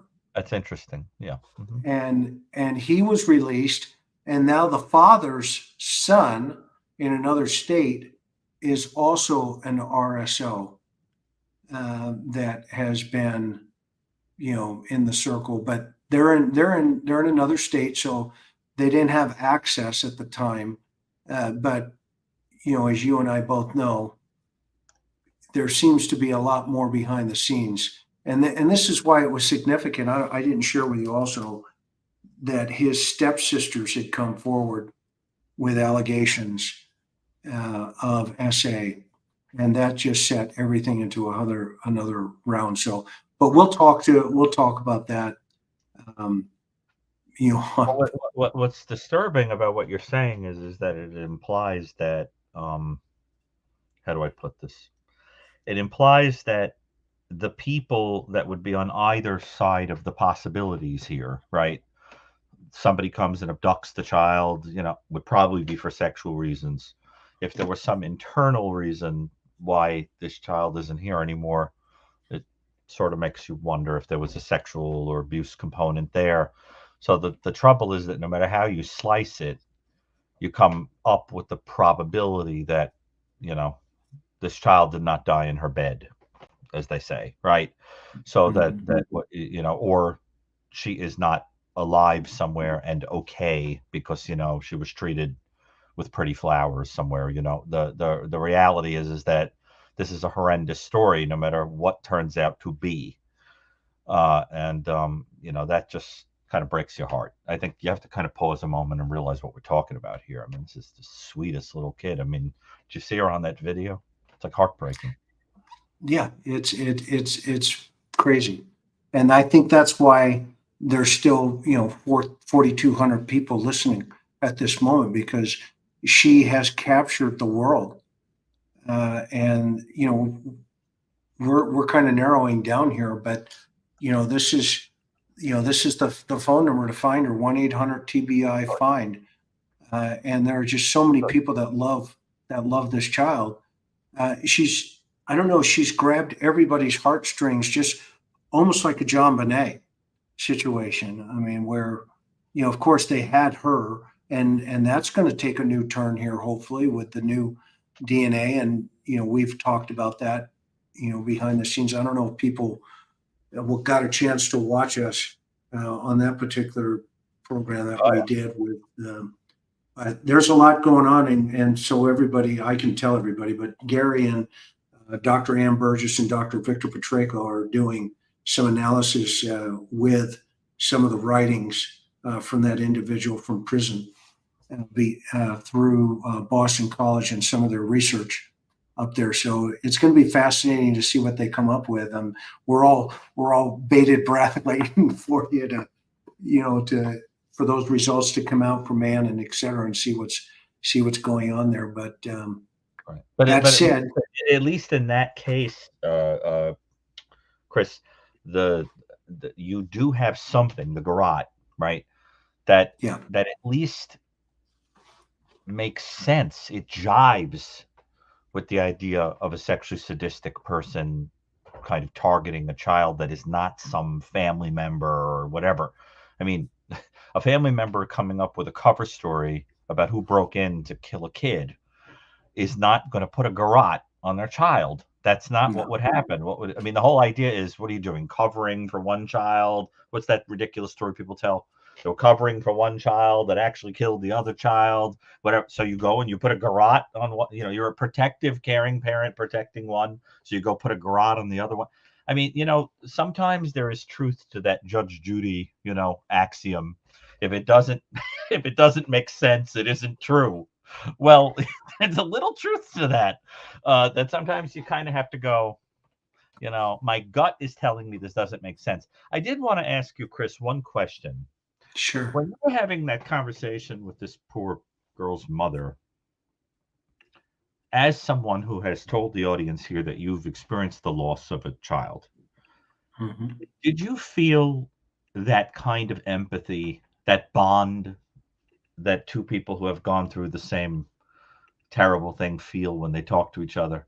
Did it feel like, I've lost a child, you've lost a child, and now we have an intimacy? Or did it feel more like, I'm feeling one way about that and you're feeling another about it, and we're like two strangers having a... Did you feel that instant intimacy?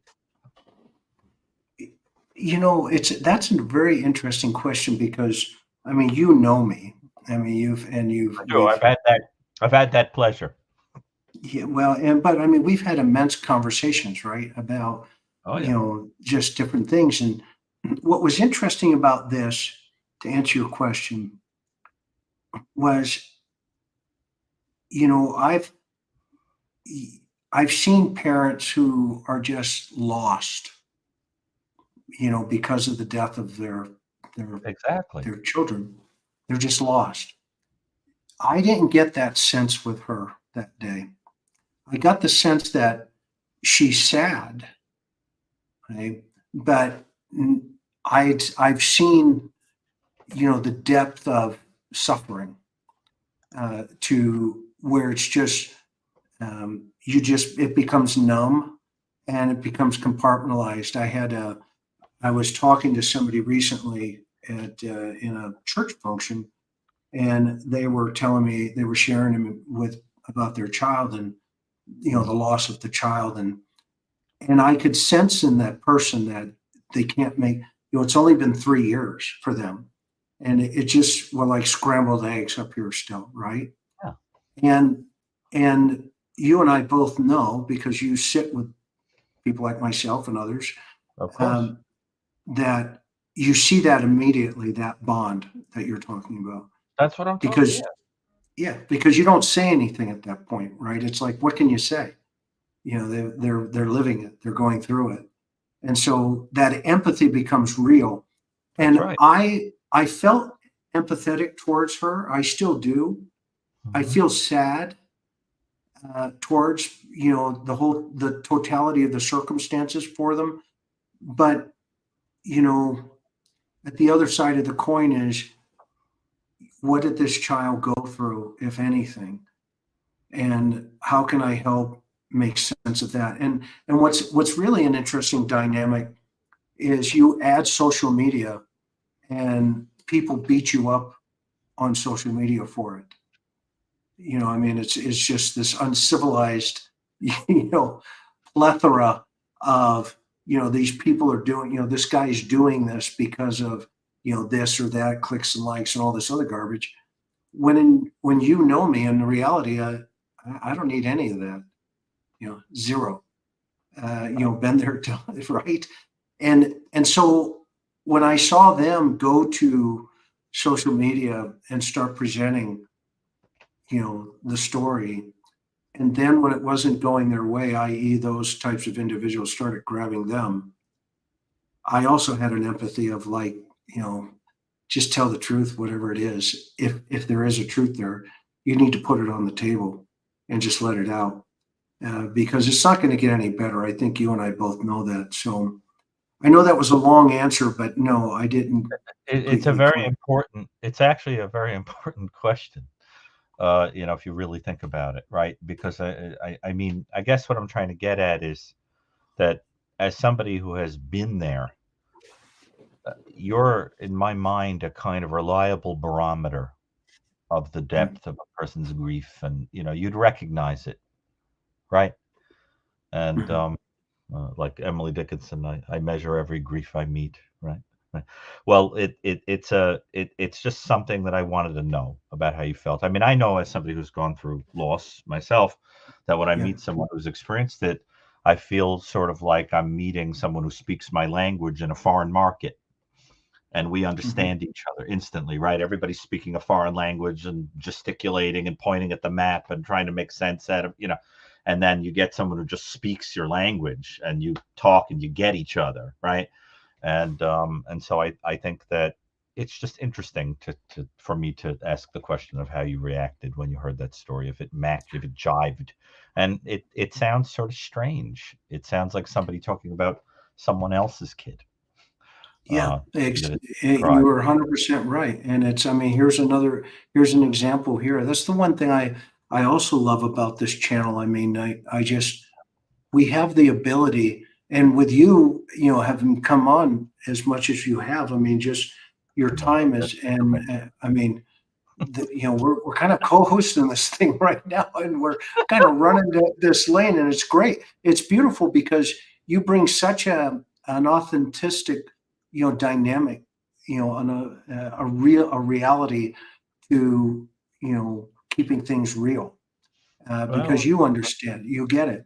Yeah. Well, listen, that's the same reason we understand criminals. You have to talk to them. And then it's like you visited that land and you come back familiar with the culture and the way people operate. And then you can look at a crime and you say, no, no, no, no, no, no. The way you're thinking about this is because you've never actually met a criminal. Let me tell you what a criminal would really say about this, right? You have to step into the mindset of a person who has absolutely no feelings. You have to step into the mindset of a person who can understand something like, my kid is in the way, let me get rid of her. That we can't think about that. Our brains don't understand it. And if you read The New Evil, one of the things that Michael Stone, my mentor, and I say in that book is that part of our definition of evil is that the crimes are so bewildering to us as people with ordinary motives that we start ascribing a preternatural quality to them because they are so outside the realm of human capacity for understanding, right?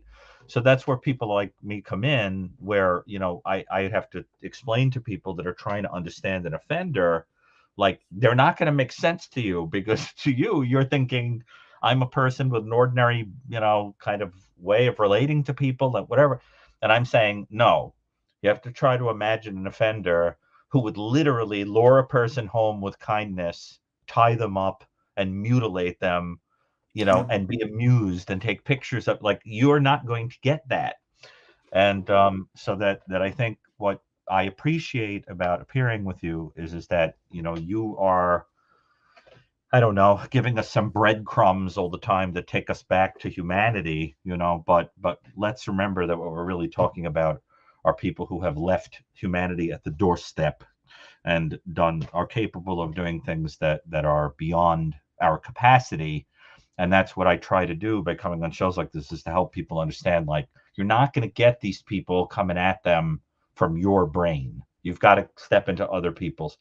And that's why you always get people who come up with these ridiculous interpretations of things, like, they'll hear about a murder that is obviously committed by a sexually sadistic offender, and they'll say it was the person's brother, it was the person's sister, because they don't want you.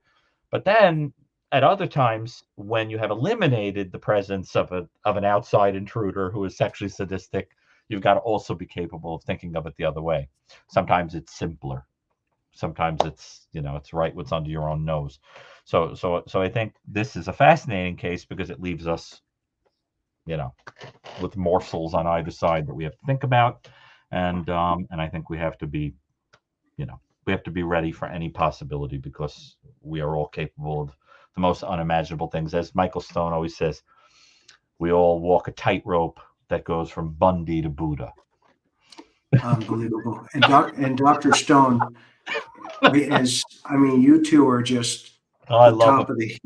Yeah. He's an amazing human being, and I know you're yes. very close to him, and he's dear to me. Yes. He's a good man. 90 Okay. years old. 90 years old last month. Yeah. So let's bring summer home, just like Miss Blum says here. Bundy to Buddha. This is true, right? Yeah. Let's all be able to. It's great. It's great. It's great. Okay, so we're going to do part 2. We'll figure that out, and what that will be is the house, and I'll send you over the link for the house so you can refresh it and take a look at it, and then we'll figure out what's going to go on. But in the interim, you guys get over to the lab. It's right after this show. Josh he's going to play some tapes that he played me today, and they're pretty disturbing. So anyway, anything else, Dr. Gary? That's it. I just think we should, as our last word, I think we should, really dedicate this show to this poor child. I mean, that's who matters here, and the prevention of future crimes against children. And I guess what I'll say is my final comment: remember that the parents that you're born to are a crapshoot, and if you've been born to parents that love you and care about you and cry for you and care if you ate one kind of sandwich versus another in the park today, that's a beautiful thing. There are other people who are born to parents that are terrifying. And I guess when I hear about stories, not necessarily talking about this case, but just stories where there is abuse of children, or people who kill children, or people who assault children, or whatever, who come from horrendous lives and whatever, I think we just have to kind of call up the people who've loved us into being and say, I don't say this too often, but God, I'm lucky I have you. Thank God I have you, right? Thank God you were good to me. I took that for granted, because the truth of the matter is some of us are pretty lucky. Amen.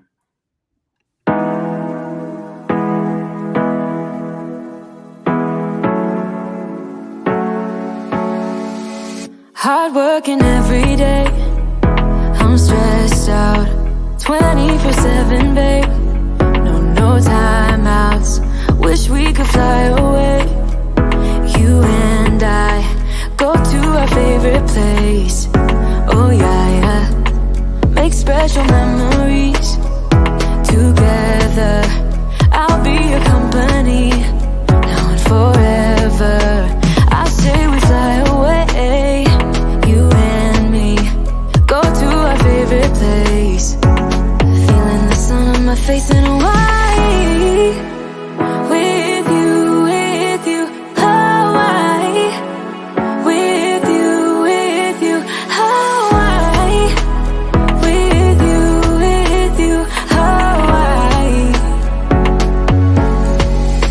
I need a summer breeze, some fresh air to put my mind at ease. No cares. You wanna come with me? Me and you go to our favorite tree. Are you ready now? We jump on a plane now. We're taking away. Yeah, we're taking away. Don't hesitate now. We're taking away. Yeah, we're taking away. We'll never come down. We're going away. Yeah, we're going away. You and me. Feeling chasing a